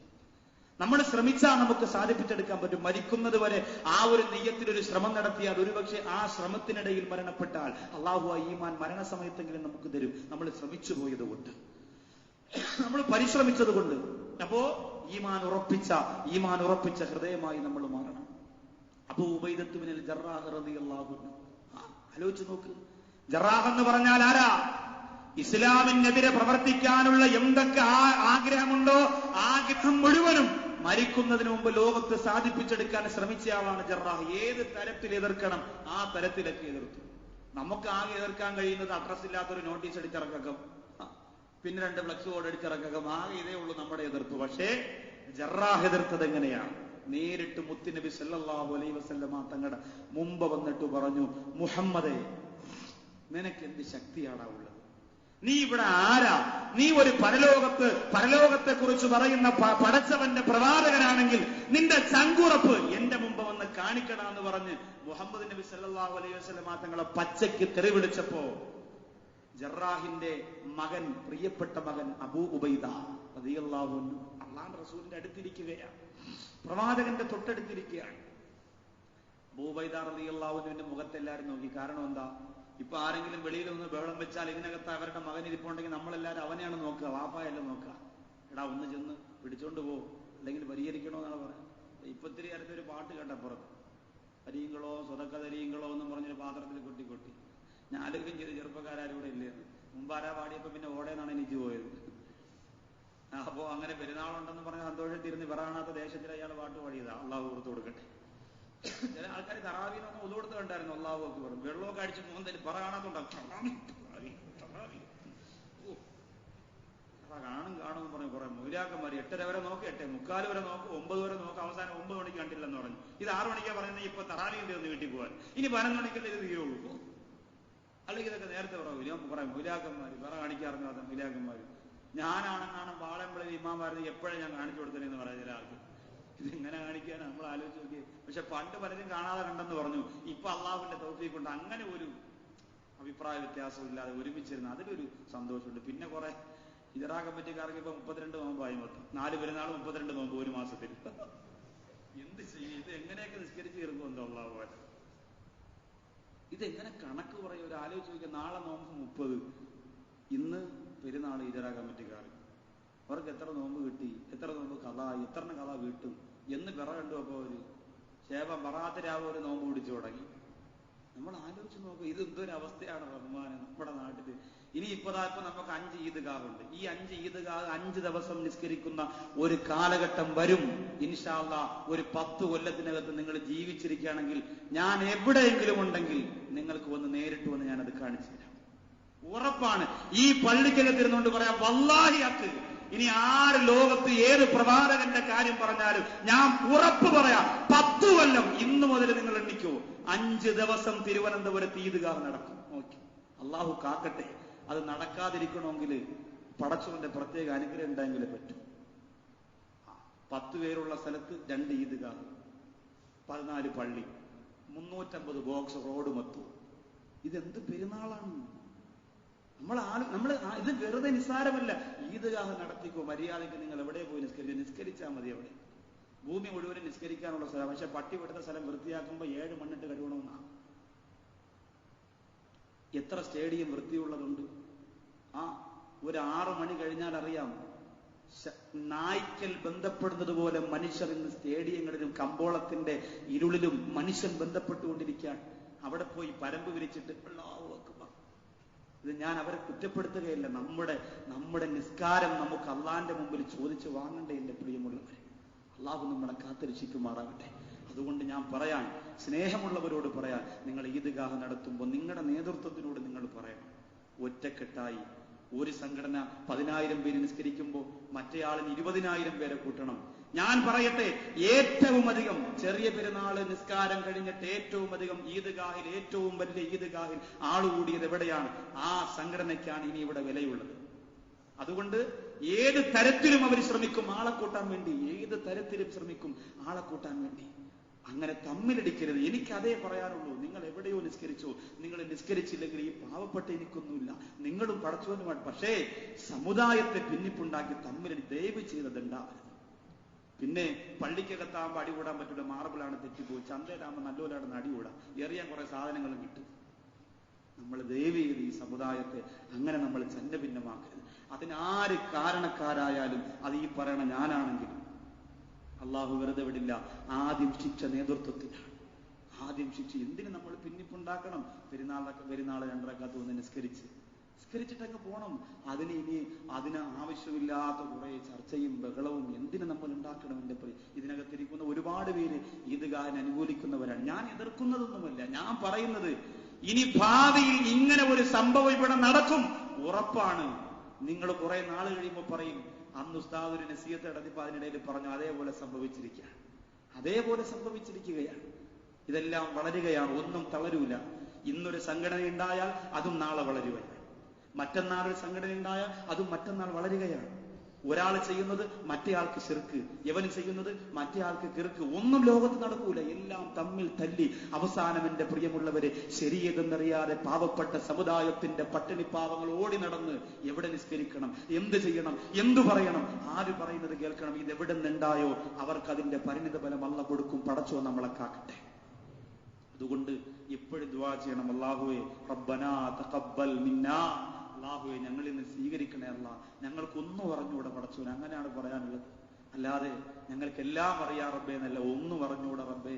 നമ്മൾ ചെയ്യുന്നത് ശരിയാണോ തെറ്റാണോ എന്ന് പോലും അറിയാൻ പറ്റാത്ത ഈ കാലഘട്ടത്തിൽ നിന്റെ റഹ്മത്തിന്റെ മലക്കുകൾ ഇറങ്ങുന്ന മസ്ജിദിനകത്ത് ഞാൻ 2 റക്അത്ത് നിസ്കരിക്കാൻ നീ സ്വീകരിക്കണേ അല്ലാ.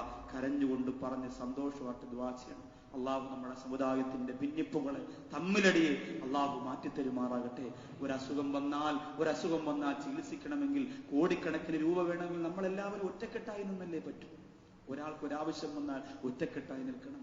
ഇപ്പൊ ഇതിനകത്ത് ഒരാൾ ദേഹം തളർന്നു വീണാൽ നമ്മളെല്ലാവരും കുപ്പായത്തിന്റെയും തലയെക്കെട്ടിനെ അളവ് നോക്കിക്കൊണ്ടിരുന്നാൽ അയാൾ മരിച്ചു പോവില്ലേ? അയാളെ എടുത്തുകൊണ്ടുപോയി ചികിത്സിക്കണം.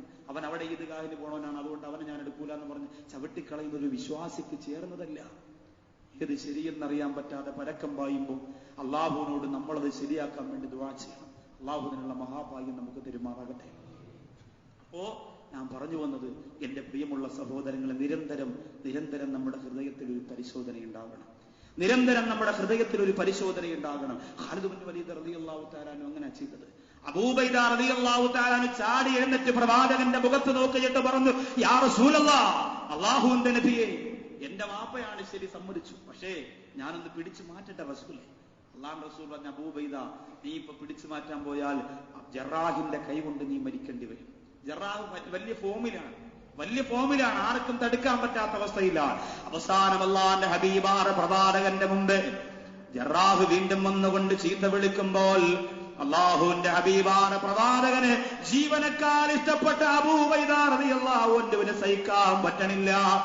അബൂബൈദ റളിയല്ലാഹു അൻഹു ചാടി എഴുന്നേൽക്കാൻ ശ്രമിച്ചിട്ട് അവസാനം വീണ്ടും ക്ഷമിക്കാൻ വേണ്ടിയിട്ട് പിടിച്ചിരുത്തുമ്പോൾ അബൂബൈദ റളിയല്ലാഹു അൻഹുവിന് താങ്ങാൻ സാധിക്കണില്ല. ബഹുമാനപ്പെട്ട അബൂ ഉബൈദ റളിയല്ലാഹു അൻഹുവിന്റെ കാതുകളിലേക്ക് തന്റെ പ്രിയപ്പെട്ട പിതാവ് പ്രവാചകന്റെ മുഖത്ത് നോക്കിയിട്ട് ക്രൂരമായിട്ടോ അസഭ്യങ്ങൾ ഇങ്ങനെ പുലമ്പിക്കൊണ്ടിരുന്നപ്പോ അബൂ ഉബൈദ റളിയല്ലാഹു തആല അൻഹു അല്ലാഹുവിന്റെ റസൂലിന്റെ അനുമതി ചോദിക്കാൻ നിൽക്കണില്ല. പ്രവാചകന്റെ അനുമതി ചോദിക്കാതെ ബഹുമാനപ്പെട്ട അബൂ ഉബൈദ റളിയല്ലാഹു തആല അൻഹു ഊരിപ്പിടിച്ച വാളതാ, മൂർച്ച കൂട്ടിയ വാളതാ തന്റെ വലത്തെ കയ്യിൽ മുറുക്കെ പിടിച്ചുകൊണ്ട് ചാടി എഴുന്നേറ്റിട്ട് സഹാബികൾ നോക്കിക്കൊണ്ടിരിക്കുമ്പോൾ ഒരു വാക്ക് ചോദിക്കാറ് തന്റെ പ്രിയപ്പെട്ട പിതാവുമായിട്ട് യുദ്ധം നടത്താൻ വേണ്ടി ഇറങ്ങി വരികയാ. എന്തോ ഒരു കാഴ്ചയാ! അല്ലാഹുവിന്റെ റസൂലിന്റെ മുമ്പ് കിടന്ന് ഒരു വാപ്പയും മകനും തമ്മിൽ ഇതാ മത്സരിക്കുകയാണ്. അബൂ ഉബൈദ റളിയല്ലാഹു തആല അൻഹു ഇതാ ജറാഹുമായിട്ട് യുദ്ധം നടത്തുമ്പോ ഓരോ സഹാബികളും അത്ഭുതത്തോടെ നോക്കിക്കൊണ്ടിരിക്കുമ്പോ സുബ്ഹാനല്ലാഹ് ഒരു തലയര അന്തരീക്ഷത്തിലൂടെ പറന്നു പോവുകയാ. സഹാബികൾ നോക്കുന്ന വാപ്പയാണോ മകനാണോ ആരുടെ തലയാണെന്ന് പറഞ്ഞു നോക്കുമ്പോ അബൂ ഉബൈദ റളിയല്ലാഹു തആല അൻഹു മുത്തുനബിയുടെ മുമ്പ് വന്നിരിക്കയാ. ജറാഹിന്റെ തലയില്ലാത്ത ശരീരമിതാ മരുഭൂമിയിൽ കിടന്നുരുളുകയാ. ജറാഹിന്റെ തല കുറെ സമയം കഴിഞ്ഞാണ് നിലത്ത് വന്ന് വീണത്. അള്ളാന്റെ ഹബീബിന്റെ മുമ്പേ ജറാഹ് വന്നിരുന്നു കൊണ്ട് പറഞ്ഞു, അബൂ ഉബൈദ വന്നിരുന്നു കൊണ്ട് പറഞ്ഞു, യാ റസൂലല്ലാഹ് എന്നോട് പൊറുക്കണം നബിയേ, അവിടുത്തെ അനുവാദം കിട്ടുന്നത് വരെ കാത്തിരിക്കാനുള്ള ശക്തി എനിക്കുണ്ടായില്ല നബിയേ. നിങ്ങളെ ഇങ്ങനെ പറഞ്ഞ എനിക്ക് താങ്ങാൻ പറ്റൂല നബിയേ. അള്ളാന്റെ റസൂല് തിരിഞ്ഞു നോക്കിയില്ല. അള്ളാന്റെ ഹബീബ് അബൂ ഉബൈദക്ക് മുഖം കൊടുത്തില്ല. പ്രവാചകരെ മുഖം തിരിച്ചു കളഞ്ഞപ്പോ നസലുൽ നബീൻ മുഖറബുൽ അംലാഖ് മലക്ക് ജിബ്രീൽ അലൈഹിസ്സലാത്തു വസ്സലാം വന്നുകൊണ്ട് പറഞ്ഞു,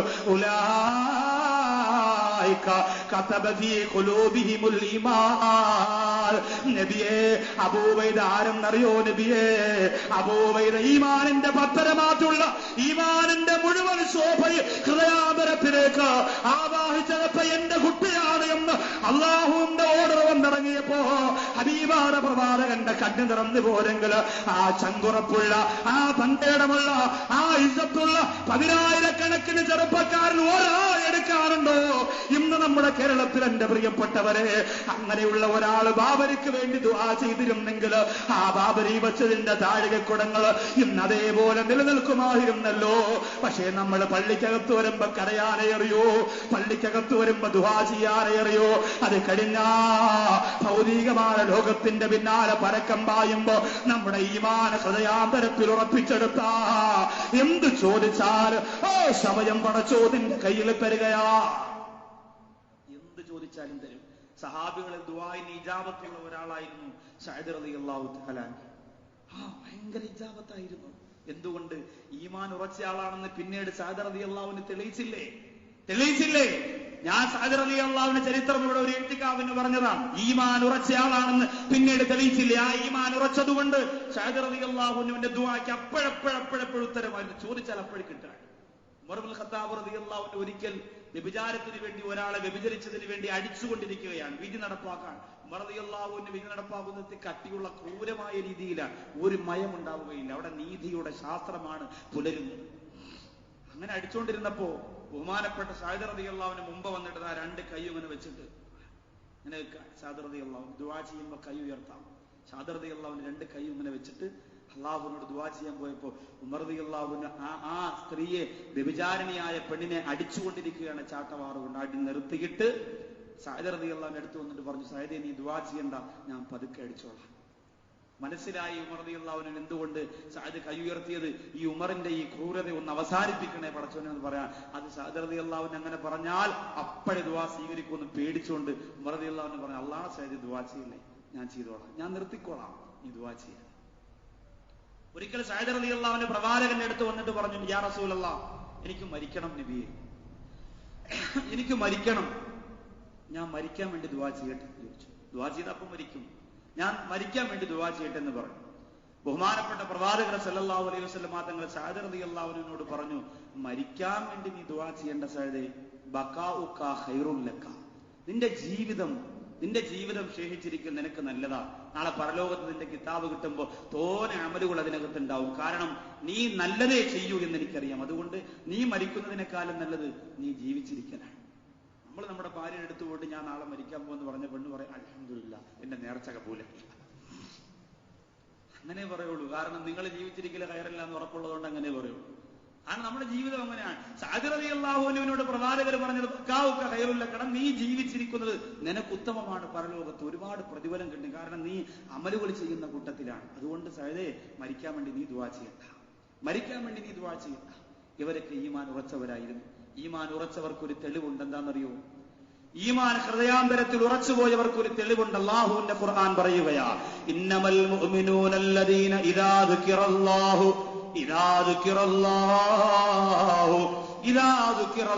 വജിലത് ഖുലൂബുഹും വഇദാ തുലിയത് അലൈഹിം ആയാതുഹു സാദതുഹും ഈമാനാ വഅലാ റബ്ബിഹിം യതവക്കലൂൻ.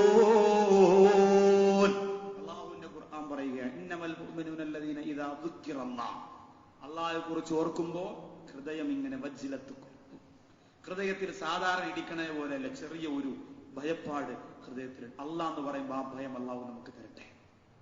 അല്ലാഹ് എന്ന് പറയുമ്പോൾ ഒരു ഭയം, അല്ലാഹ് എന്ന് പറയുമ്പോൾ ഒരു ഭയം, അത് നമുക്കുണ്ടാവണം, അത് നമുക്കുണ്ടാവണം. അതേപോലെ വഇദാ തുലിയത് അലൈഹിം ആയാതുഹു സാദത്തുഹും ഈമാന, ഖുർആൻ ആയത്ത് ഇങ്ങനെ ഓതി കേട്ടുകൊണ്ടിരുന്നാൽ സാദത്തുഹും ഈമാന, ഈമാൻ നമുക്ക് ഇങ്ങനെ അധികരിച്ചുകൊണ്ടിരിക്കും. അതിങ്ങനെ കേട്ടുകൊണ്ടിരുന്ന ഈമാൻ ഇങ്ങനെ അധികരിച്ചുകൊണ്ടിരിക്കും. മാത്രമല്ല അവർക്കൊരു സ്വഭാവമുണ്ട്, വഅലാ റബ്ബിഹിം യതവക്കലൂൻ, വഅലാ റബ്ബിഹിം യതവക്കലൂൻ, അവർ അവരുടെ സൃഷ്ടാവായ റബ്ബിൽ സർവ്വതും ഭരമേൽപ്പിക്കുന്നവരാണ്. ഈ ഗുണങ്ങൾ ഈമാൻ ഉറച്ചവർക്കുള്ളതാണ്. ഒരു കാര്യമേ പറഞ്ഞിട്ടുള്ളൂ, ഈമാൻ ഉറച്ചതായിരിക്കണം. രണ്ടാമത്തെ കാര്യം, വിശ്വാസം കൊണ്ട് അള്ളാഹുവിന്റെ മുന്നിൽ അമലുകൾ സ്വീകരിക്കപ്പെട്ട വിജയിയായി മാറുന്നതിന് രണ്ടാമത്തെ കാര്യം, ഈമാൻ കളങ്കരഹിതമായിരിക്കണം. കളങ്കരഹിതം, ഇഖ്ലാസോടുകൂടി. അവൻ പോണോണ്ട് ഞാനും പോയി, അവൻ നിസ്കരിച്ചോണ്ട് ഞാൻ നിസ്കരിച്ച്, അവൻ 8 നിസ്കരിച്ചോണ്ട് ഞാൻ 8 നിർത്തി, അവൻ 20 നിസ്കരിച്ചോണ്ട് ഞാൻ 20 നിസ്കരിച്ചു, അവൻ മൗലിദ് ഓതിയോണ്ട് ഞാനും ഓതി, അവൻ സലാത്തിലോണ്ട് ഞാനും ചൊല്ലി. അങ്ങനെ ആവാൻ പാടില്ല. എനിക്ക് ശരിയാണെന്ന് തോന്നിയതുകൊണ്ട് ഞാൻ ചെയ്തു, അല്ല അവൻ ചെയ്തോണ്ട് അപ്പൊ അവിടെ പോയിട്ട് അങ്ങനെയല്ല. കളങ്കരഹിതം, നല്ല ഇഖ്ലാസ് വേണം. അഖ്ലിസ് ദീനക യക്ഫീകൽ അമലുൽ കലീം. അല്ലാഹുവിന്റെ റസൂൽ പറഞ്ഞു, നിന്റെ ദീനിൽ കുറച്ചു മതി, പക്ഷേ ഇഖ്ലാസോടുകൂടി ചെയ്താൽ ഒരാൾ ഇഖ്ലാസ് ഇല്ലാതെ 1000 റക്അത്ത് നിസ്കരിക്കുന്നതും ഒരാൾ ഇഖ്ലാസോടുകൂടി 1 റക്അത്ത് നിസ്കരിക്കുന്നതും കണക്കാണ്. അപ്പൊ ചെയ്യണത് എന്തായിരിക്കും? ഇഖ്ലാസോടുകൂടി. ഇഖ്ലാസ് കൂടാൻ പാടില്ല. ഇഖ്ലാസ് കൂടിയാൽ ഒരു വിഷയം ഉണ്ടാവും. എന്താണെന്നറിയോ? ഏത് ഹൗദി നിന്ന് കൊടുത്താലും ശരിയാവൂല, എത്ര പ്രാവശ്യം അത്തഹിയ്യാത്ത് ഓതിയാലും ശരിയാവൂല, എത്ര പ്രാവശ്യം ഫാത്തി ഓതിയാലും ശരി. ചില ആൾക്കാർ ഒതു കൊടുക്കണുണ്ടല്ലേ ഹൗദിൽ നിന്ന്. ഒതു കൊടുക്കാൻ വേണ്ടി ഇങ്ങനെ വേണം, മീൻ പിടിക്കണ എന്തുകൊണ്ടാണ്? ഇതിനാണ് വസ്വാസ് എന്ന് പറയും. എന്തൊരു ചെയ്താലും ശരിയായിട്ടില്ല, ശരിയായിട്ടില്ല, ശരിയായിട്ടില്ല. കാല് കഴുകാനും പിന്നെ ഉരച്ചുരച്ച് വീണ്ടും വീണ്ടും കാലം കുറഞ്ഞ് രക്തം വന്ന് നിസ്കാരം ശരിയാവാതെ പിന്നെ അവസാനം കാലം കെട്ടിക്കൊണ്ട് പോയി ലോഹറ് കള്ളാവും അസറും കള്ളാവും. അത്രത്തോളം ഉരപ്പാ നമ്മൾ വരയ്ക്കണ കാലത്ത്. ഒരു മീഡിയം വൃത്തിയാവാൻ നമുക്കറിയാമല്ലോ സാധാരണ. ഇത് വസ്വാസ് വന്നിട്ട് ഫാത്തി ഓതാൻ അങ്ങോട്ട് നിന്ന ഇയ്യാക്ക ഇയ്യാക്ക ഇയ്യാക്ക ഇയ്യാക്ക, ബാക്കിയിരിക്കുന്ന ആൾ പറയും നീയാക്കണ്ട ഞാനാക്കാന്ന് പറയും. ഇത് ഒരു പരിധി വേണ്ട. നമ്മൾ ആലോചിച്ചോ, ഇയ്യാക്ക ഇയ്യാക്ക ഇയ്യാക്ക ഇയ്യാക്ക ഇങ്ങനെ തന്നെ. പിന്നെ ഫാത്തി അടുത്ത് ഇങ്ങനെ കൊച്ചുപിള്ളേരുണ്ടെങ്കിൽ പൊങ്ങിപ്പോയി അവിടെ ചെന്ന് വീഴും. ഒരു നമ്മൾ ഫാത്തി ഓതുമ്പോൾ ഇത്രയും വലിയ കട്ടിക്കൊന്നും അല്ല ഫാത്തി പഠിപ്പിച്ചത്. അങ്ങനെയാണെങ്കിൽ ചെവിയാക്കാൻ പറ്റില്ല, 10 ഫാത്തി മതിയാണ്. അപ്പൊ ഒരു മയം വേണം, അക്ഷരത്തിന്റെ മഹ്റജ്. അത് നമ്മളങ്ങനെ ആലോചിച്ചാൽ ശരിയാണ്, ശരിയായിട്ട് ഓതണം. പക്ഷെ അതിന് ഈ വസുവാസ് പാടില്ല, അത് നമ്മളെ ഹല്ലത്താക്കും. അതൊക്കെ മാറ്റണം. നമ്മൾ ഒതു കൊടുത്തു കഴിഞ്ഞാൽ ഒതു ശരിയായി അൽഹംദുലില്ലാഹ്, ഇല്ലാതെ ശരിയായോ വീണ്ടും വീണ്ടും വീണ്ടും വീണ്ടും ഇങ്ങനെ മുഖം കഴുകി, മൂക്ക് കഴുകിയോ, മൂക്കിന്റെ മുടി നനഞ്ഞു, അത് നനഞ്ഞു, ഇത് നനഞ്ഞു, വീണ്ടും വീണ്ടും ഒന്നും കൂടി ശരിയായില്ല, മീൻ കിടക്കണം, അപ്പുറത്തോട്ട് പോയി ശരിയായില്ല, പൊടി കിടക്കണം, മറ്റോ പല്ലി വെച്ച് ഞാൻ കണ്ട് എന്ന് പറഞ്ഞ് ഇങ്ങനെ ഓടി കിടന്നാൽ ഒരു പള്ളിയിൽ നിന്ന് ഒതു കൊടുക്കാൻ പറ്റത്തില്ല. അപ്പൊ അത് നമുക്ക് ഉണ്ടാവാൻ. അതുകൊണ്ട് ഇഖ്ലാസിന് ആ ഒരു അർത്ഥമില്ല. ഇഖ്ലാസ് എന്ന് പറഞ്ഞാൽ നിഷ്കളങ്കമായിട്ട് അല്ലാഹുവിനെ അഖ്ലിസ് ദീനക യക്ഫീകൽ അമലുൽ കരീം. അങ്ങനെ ചെയ്താൽ കുറച്ച് അമലു മതി, നിനക്ക് വണ്ണമായ പ്രതിഫലം കിട്ടും. അപ്പൊ രണ്ടാമത്തത് കളങ്കരഹിതമായിരിക്കണം, നല്ല ഇഖ്ലാസോടുകൂടി ചെയ്യണം. 3, ഇനി വിശദീകരണം കുറയ്ക്കാണ് സമയം. 3, ഹബീബായ പ്രവാചകർ സല്ലല്ലാഹു അലൈഹി വസല്ലമ തങ്ങൾ പഠിപ്പിക്കുകയാണ്, വിശ്വാസം നിന്റെ അലങ്കാരമാവണം. നീ ഒരു വിശ്വാസിയാണെങ്കിൽ നീ ഒരു അലങ്കാരമുള്ളവനാകണം. എങ്ങനെയാണ് അലങ്കാരം? നിന്റെ വസ്ത്രത്തിൽ വിശ്വാസത്തിന്റെ അലങ്കാരം ഉണ്ടാവണം, നിന്റെ സംസാരത്തിൽ വിശ്വാസത്തിന്റെ അലങ്കാരം ഉണ്ടാകണം. നീ ഒരു വീട് വെച്ചാ ആ വീടിൽ വിശ്വാസത്തിന്റെ അലങ്കാരം ഉണ്ടാകണം. നിന്റെ മക്കളെ കണ്ടാ വിശ്വാസത്തിന്റെ അലങ്കാരമുള്ള മക്കളാവണം. നിന്റെ നടത്ത കണ്ടാൽ, നിന്റെ ഇരുത്ത കണ്ടാൽ, നിന്റെ സംസാരം കണ്ടാൽ എല്ലാ മേഖലകളിലും വിശ്വാസത്തിന്റെ അലങ്കാരമാണ് നിന്റെ അലങ്കാരം. ലിബാസു തഖ്വാ ദാലിക ഖൈർ. തഖ്വ എന്ന വസ്ത്രമാണ് നിനക്ക് ഉത്തമം. ഏത് വസ്ത്രം ധരിച്ചാലും തഖ്വയുണ്ടെങ്കിൽ, ഇത് അങ്ങനെയുണ്ട്, അതിന് വേണ്ട തഖ്വയുണ്ടെങ്കിൽ ആ വസ്ത്രമാണ് ഉചിതം. ഉഷാദേ ഉറങ്ങാൻ പോകണം അല്ല, ഗ്ലാസ് വെള്ളം എടുത്തോണ്ട് ഒരു ഉഷാദിനെ കുടിക്കും. അള്ളാഹു സുബ്ഹാനഹു വ തആല നമ്മുടെ ഉസ്താദുമാരെയൊക്കെ അള്ളാഹു അനുഗ്രഹിക്കുമാറാകട്ടെ. പ്രിയമുള്ള സഹോദരൻ, ചൂടുള്ള പ്രിയമുള്ള സഹോദരങ്ങളെ, അപ്പൊ എന്റെ പ്രിയമുള്ളവരെ നമ്മൾ ചിന്തിക്കണം. മൂന്നാമതായിട്ട് ഹബീബായ പ്രവാചകർ അലങ്കാരമായിരിക്കണം. നമ്മുടെ മക്കളെ കണ്ടാൽ ഇതൊരു വിശ്വാസിയുടെ മോന, വിശ്വാസിയുടെ മോളായി പോണത് എന്ന് പറയണം. കണ്ടാൽ പറയൂ, നമ്മുടെ മക്കളെ കണ്ടാൽ പറയൂ. നമ്മളൊന്ന് ആലോചിച്ച് നോക്കിയാൽ നമ്മളെ മക്കൾ ധരിക്കുന്ന വസ്ത്രം ഇപ്പൊ തന്നെ പെരുന്നാകോടിയൊക്കെ എടുത്ത് കൊടുത്തിട്ടുണ്ട്. അല്ലാഹു അഅലം. നമ്മള് മക്കൾക്ക്, പെൺകുട്ടികൾക്ക് നമ്മൾ വാങ്ങിച്ചു കൊടുക്കുന്ന ഡ്രസ്സ് ഉണ്ടല്ലോ, ഇങ്ങനെ അമേരിക്കൻ പാവ പോലെ ഇങ്ങനെ നടക്കാനേ പറ്റൂ. വട്ടി ഓടിക്കുകയാണെങ്കിൽ തലയും കുത്തി ഓട വീണ് ചാവും. നല്ലതുപോലെ ഓടണമെങ്കിൽ വസ്ത്രം ലൂസ് ഉണ്ടായിരിക്കണം. നമ്മൾ ആലോചിച്ച് നോക്ക്, എല്ലാം ഇന്ന് ടൈറ്റ് വസ്ത്രങ്ങളാണ്. എല്ലാം പുരുഷന്മാർ ധരിക്കുന്ന ജീൻസ് അടക്കം, ഡ്രസ്സ് അടക്കം ഗ്രീസ് പുരട്ടിയെങ്കിലേ മുകളിലോട്ട് കയറി വരും. പിന്നെ പുരുഷന്മാർ പാൻറ് ഇടണം, 2 പാൻറ്റും 500 ഗ്രാം ഗ്രീസും വാങ്ങിക്കണം. ഇതിടണോ? ആലോചിച്ച് നോക്ക്. അങ്ങനത്തെ അവസ്ഥയായി. ഇത് കുറ്റപ്പെടുത്തിയിട്ട് കാര്യമില്ല. എല്ലാം നമ്മൾ അങ്ങനെ ചിന്തിക്കുകയാണ്. പിന്നെ ഷർട്ടുകളെല്ലാം ബ്ലൗസ് പോലെ, പഴയ ഉമ്മാമാരെ ബ്ലൗസ് എല്ലാം കുത്തി തച്ച് പുതിയ ഷർട്ടായിട്ട് ഇറക്കിയിരിക്കണം. സുജൂതി പോകണമെങ്കിൽ പാതി മൊത്തം അവിടെ മുരിങ്ങ ഏറ്റം വരെ പിടിക്കണം. നമ്മള് ഇത് അവറത്തൊക്കെ ഒളിവായ നിസ്കാരമൊന്നും ശരിയാവാതെ കളിയാക്കാൻ വേണ്ടി പറഞ്ഞു. നമ്മൾ ശ്രദ്ധിക്കേണ്ടതാണ്, ഒരുപാട് ശ്രദ്ധിക്കണം, ഒരുപാട് ആ വിഷയത്തിലേക്ക് ശ്രദ്ധിക്കണം. ഒരാൾക്കും ഒരു സഹോദരങ്ങൾക്കും വേദന ഉണ്ടാവാൻ വേണ്ടി പറഞ്ഞതല്ല, മറിച്ച് നമ്മൾ ഈ ചെയ്യണത് നമുക്ക് പ്രതിഫലം കിട്ടിയില്ലെങ്കിൽ ഏത് സെക്കൻഡിലും നമ്മൾ മരിക്കാനുള്ളവരാണ്. ടൈറ്റ് ജീൻസ് ഇടുന്നവരും ലൂസ് ഇടുന്നവരും എല്ലാവരും മരിക്കുമല്ലോ, എല്ലാവരും മരിക്കും.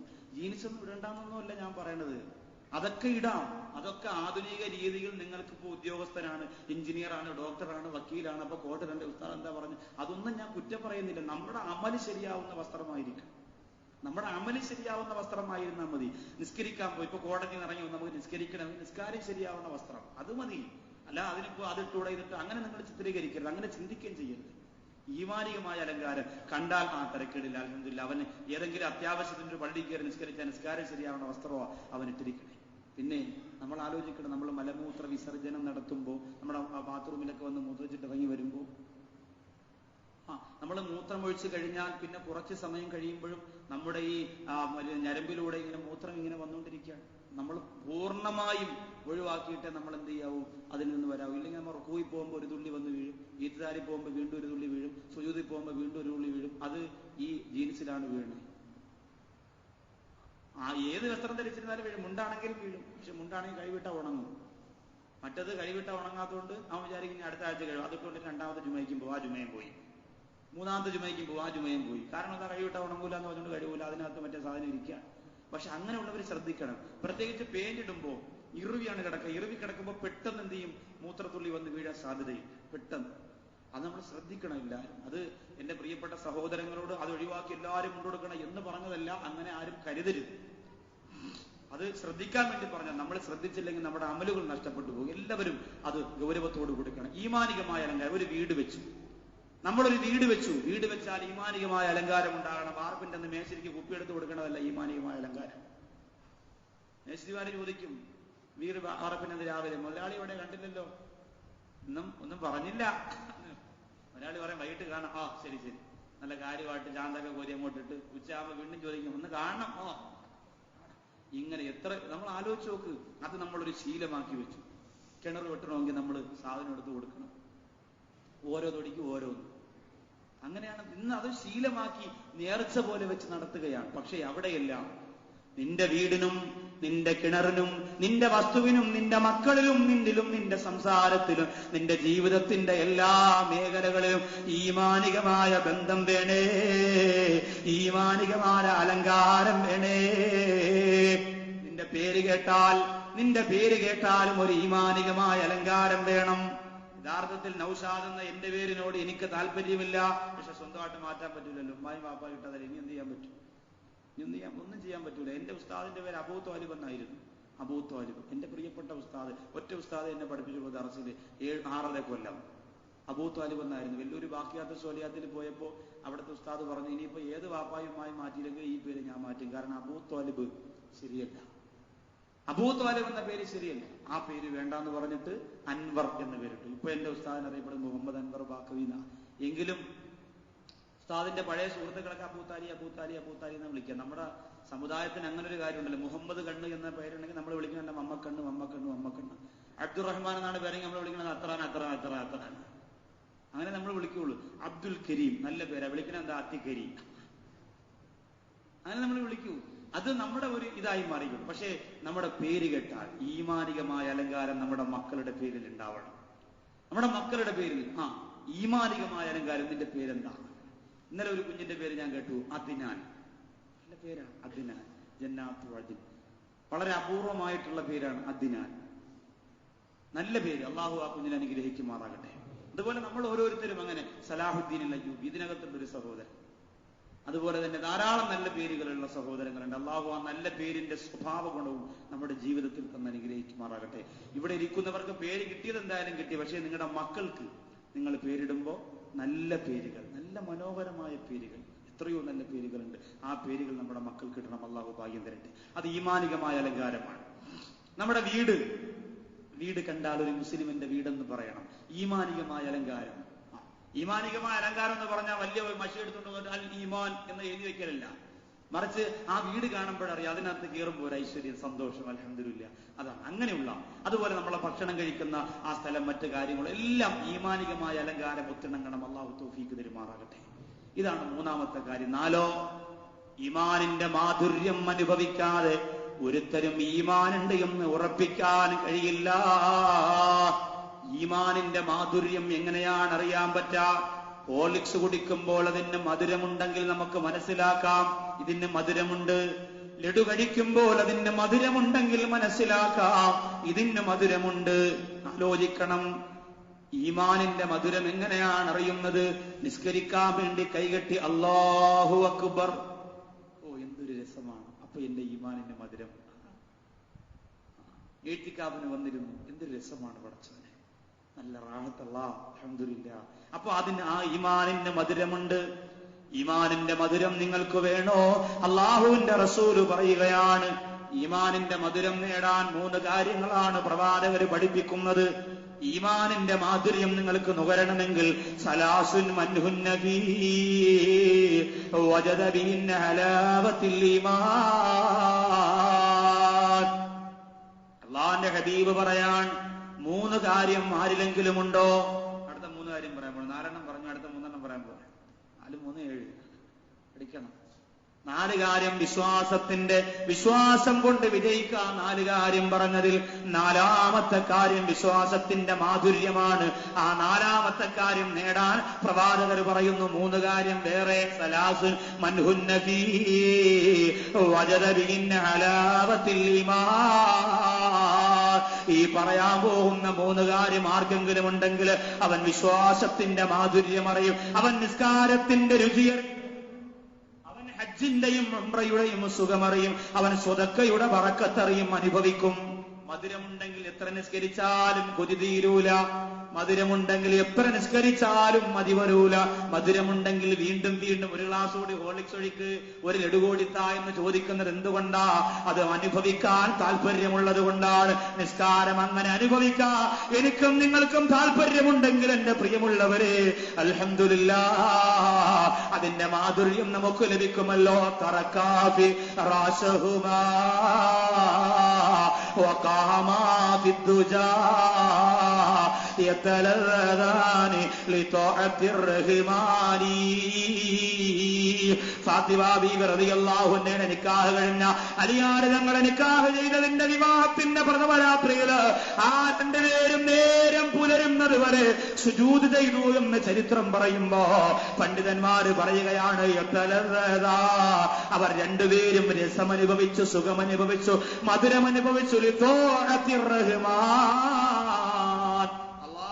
ഇബാദത്ത് ചെയ്തുകൊണ്ട് വിവാഹത്തിന്റെ പ്രഥമ രാത്രി മധുരം അനുഭവിച്ചു അത്രേ. നിസ്കാരത്തിന് മധുരമുള്ളത് കൊണ്ടാണ്.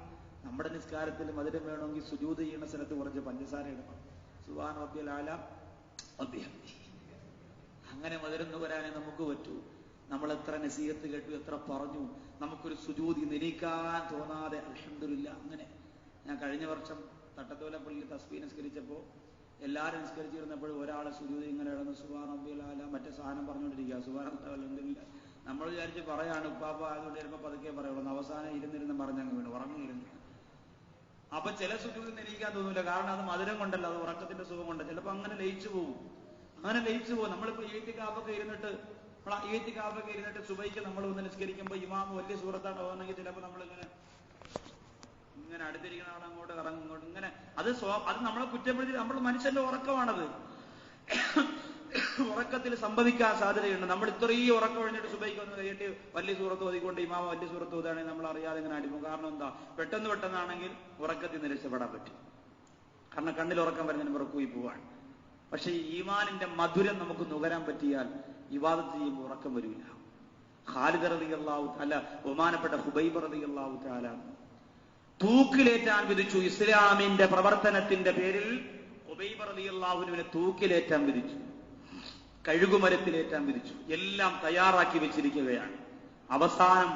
അവസാനത്തെ ആഗ്രഹം, മരിക്കണവരോട് അവസാനത്തെ ഒരു ആഗ്രഹം ചോദിക്കുന്നത് സാധാരണ പതിവാണ്. പണ്ട് ബീർബൽ എന്ന് പറയുന്നത് രാജാവിന്റെ മന്ത്രിയാണ്. ബീർബൽ ചെയ്തു പോയ ഒരു തെറ്റിന്റെ പേരിൽ രാജാവ് തൂക്കിക്കൊല്ലാൻ വിധിച്ചു. അവസാനത്തെ ആഗ്രഹം ചോദിക്കുകയാണ്, നിന്റെ അവസാനത്തെ ആഗ്രഹം എന്താ? അയാൾ പറഞ്ഞു, ഞാനൊരു കുതിരയെ ഉണ്ടാക്കിക്കൊണ്ടിരിക്കുകയാണ്, അത് ഒന്ന് പറക്കണം, അതാണ് എൻ്റെ അവസാനത്തെ ആഗ്രഹം. എത്ര കൊല്ലം കൊണ്ട് പറക്കും? അയാൾ പറഞ്ഞു, ഒരു 100 ദിവസം കൊണ്ട് അത് പറക്കും. ശരി, എന്നാൽ നിന്നെ 100 ദിവസം കഴിഞ്ഞിട്ടേ ഞാൻ കൊല്ലുന്നുള്ളൂ. പണ്ടത്തെ രാജാക്കന്മാരെ കഥ വായിക്കണം, വെറും മരമണ്ടന്മാരാ. 500 എടുത്ത് കാണിച്ചത് 10,000ന്റെ നോട്ടാന്ന് പറഞ്ഞാൽ ശരി പ്രഭു എന്ന് പറയണം, ഇല്ലെങ്കിൽ എല്ലാത്തിന്റെ കഴുത്ത് വിട്ടു. അങ്ങനെ പറയണം. അപ്പോ ഞാനൊരു കുതിരയുണ്ടാക്കിക്കൊണ്ടിരിക്കുന്നു, 100ാമത്തെ ദിവസം അത് പറക്കും, എനിക്ക് 101ന്റെ അന്നേ നിന്റെ തല വെട്ടുള്ളൂ, നിനക്ക് ധൈര്യമായിട്ട് പോവാന്ന് പറഞ്ഞു. അപ്പൊ ബീർബൽ ഈ മരണത്തിൽ നിന്ന് രക്ഷപ്പെട്ടു. കൂടെ വന്നൊരു സുഹൃത്ത് പറഞ്ഞു, എടാ മരമണ്ട, മരണത്തെക്കാളും വേദനയാണ് ഞാൻ മരിക്കുമെന്നും പറഞ്ഞുകൊണ്ട് ആലോചിച്ചുകൊണ്ടിരിക്കല്. അതിനേക്കാളും നല്ലത് ഇന്ന് തന്നെ തലവെട്ടി അങ്ങ് ചാവണമായിരുന്നു. ഇനിയിപ്പോ 99 ദിവസമേ ഉള്ളൂ, ഇനി 98 ദിവസമേ ഉള്ളൂ, ഞാനിപ്പോ മരിക്കുള്ളൂ, ഇനി 97 ഉള്ളൂ, ഇനി 90 ഉള്ളൂ. ഇങ്ങനെ ആലോചിച്ചിരുന്നിരുന്ന് മരിക്കണേക്കാലം നല്ലത് അന്ന് തന്നെ തലവെട്ടി അങ്ങ് മരിക്കണല്ലേ എന്ന് ചോദിച്ചു. അപ്പൊ ഇയാള് പറയാണ്, എടാ 100 ദിവസത്തിന് മുമ്പ് രാജാവ് അങ്ങ് മരിച്ചു പോയാൽ എന്ത് ചെയ്യും? അതൊരു ശരിയാ സംഭവം. രാജാവ് 100 ദിവസത്തിന് അത് തട്ടിപ്പോയാ ആലോചിച്ച് നോക്കി. അപ്പൊ ഇയാള് പറഞ്ഞു, രാജാവ് മരിച്ചില്ലെങ്കിലും ഞാൻ അറ്റാകം കാണാൻ വന്ന് ഞാൻ ചത്തുപോയാലും അങ്ങനെ വിട്ടുകൊണ്ട് ഞാനുണ്ടല്ലോ, എനിക്ക് മരിച്ചൂടെ 100 ദിവസത്തിനകത്ത് എങ്ങനെയെങ്കിലും. നീയും മരിച്ചില്ലെങ്കിലും ബീർബൽ പറയാ, ചിലപ്പോ കുതിര പറന്നാലോ. സംഭവം ഒരു പറക്കണ ഒരു കുതിരയെ ചിലപ്പോ കിട്ടിയാലോ. 100 ദിവസം കിടക്കല്ലോ, ഒരു പ്രതീക്ഷയാണ്. അപ്പൊ അവസാന ആഗ്രഹം ചോദിച്ചപ്പോ ഒരു 100 ദിവസം അതിനൊരു ജീവിക്കാൻ വേണ്ടിയിട്ട് ചോദിച്ചു വാങ്ങിയ ഒരു തന്ത്രമായിരുന്നു. എല്ലാവരോടും ചോദിക്കുമല്ലോ. അത് നമ്മുടെ ഗവൺമെന്റിന്റെയും നിയമത്തിലുണ്ടല്ലോ, തൂക്കിലേറ്റാൻ വിധിച്ചാൽ അവസാനം ഒരു കാര്യം ചോദിക്കും, ഒരു ആഗ്രഹം. അതൊരു ബാധ്യത, ഒരു മാനുഷികമായ പരിഗണനയാണ്. അവസാന ആഗ്രഹം ചോദിക്കുക എന്നുള്ളത് ഒരു മാനുഷികമായ പരിഗണനയാണ്. അങ്ങനെ ചോദിക്കുകയാണ് ഹുബൈബ് റളിയല്ലാഹു അൻഹുവിനോട്. ഇസ്ലാമിക പ്രബോധനത്തിന്റെ പ്രവർത്തനങ്ങളിൽ പ്രതിബദ്ധതയോടെ പാറമൂന്നിയതുകൊണ്ട് പടച്ചതമ്പുരാന്റെ കഠിനകഠോരമായ പരീക്ഷണത്തിന് പാത്രീഭൂതനായ ബഹുമാനപ്പെട്ട ഹുബൈബ് റളിയല്ലാഹു തആല അൻഹുവിനെ കഴുകുമരത്തിന്റെ മുമ്പ് കൊണ്ടുവന്നിട്ട് ഇസ്ലാമിന്റെ ശത്രുക്കൾ ചോദിക്കുന്നു, ഹുബൈബ് നിന്റെ അവസാന ആഗ്രഹം എന്താ? നമ്മളോട് അവസാന ആഗ്രഹം ചോദിച്ചാൽ ആ സമയത്ത് നമുക്ക് ഏറ്റവും അധികം സന്തോഷം തരുന്നതെന്താ? അതാണ് നമ്മൾ ആഗ്രഹമായിട്ട് പറയുക.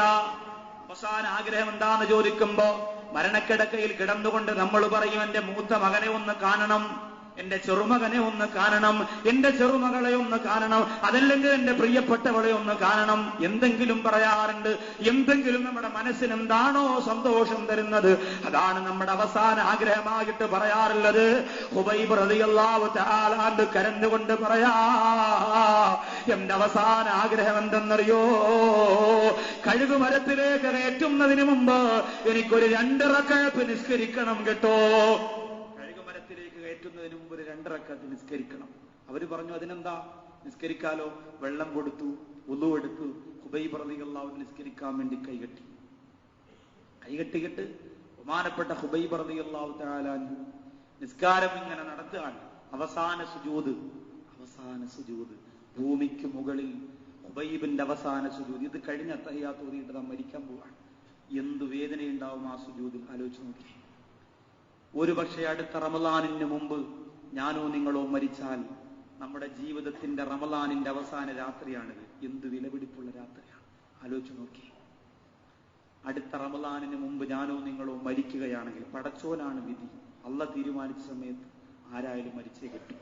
അടുത്ത റമളാനിന് മുമ്പ് ഞാനോ നിങ്ങളോ മരണപ്പെട്ടാൽ എന്റെ പ്രിയമുള്ളവരെ, നമ്മുടെ ജീവിതത്തിന്റെ റമളാനിന്റെ അവസാന രാത്രിയാണിത്, അവസാന ഇഅ്തികാഫാണിത്.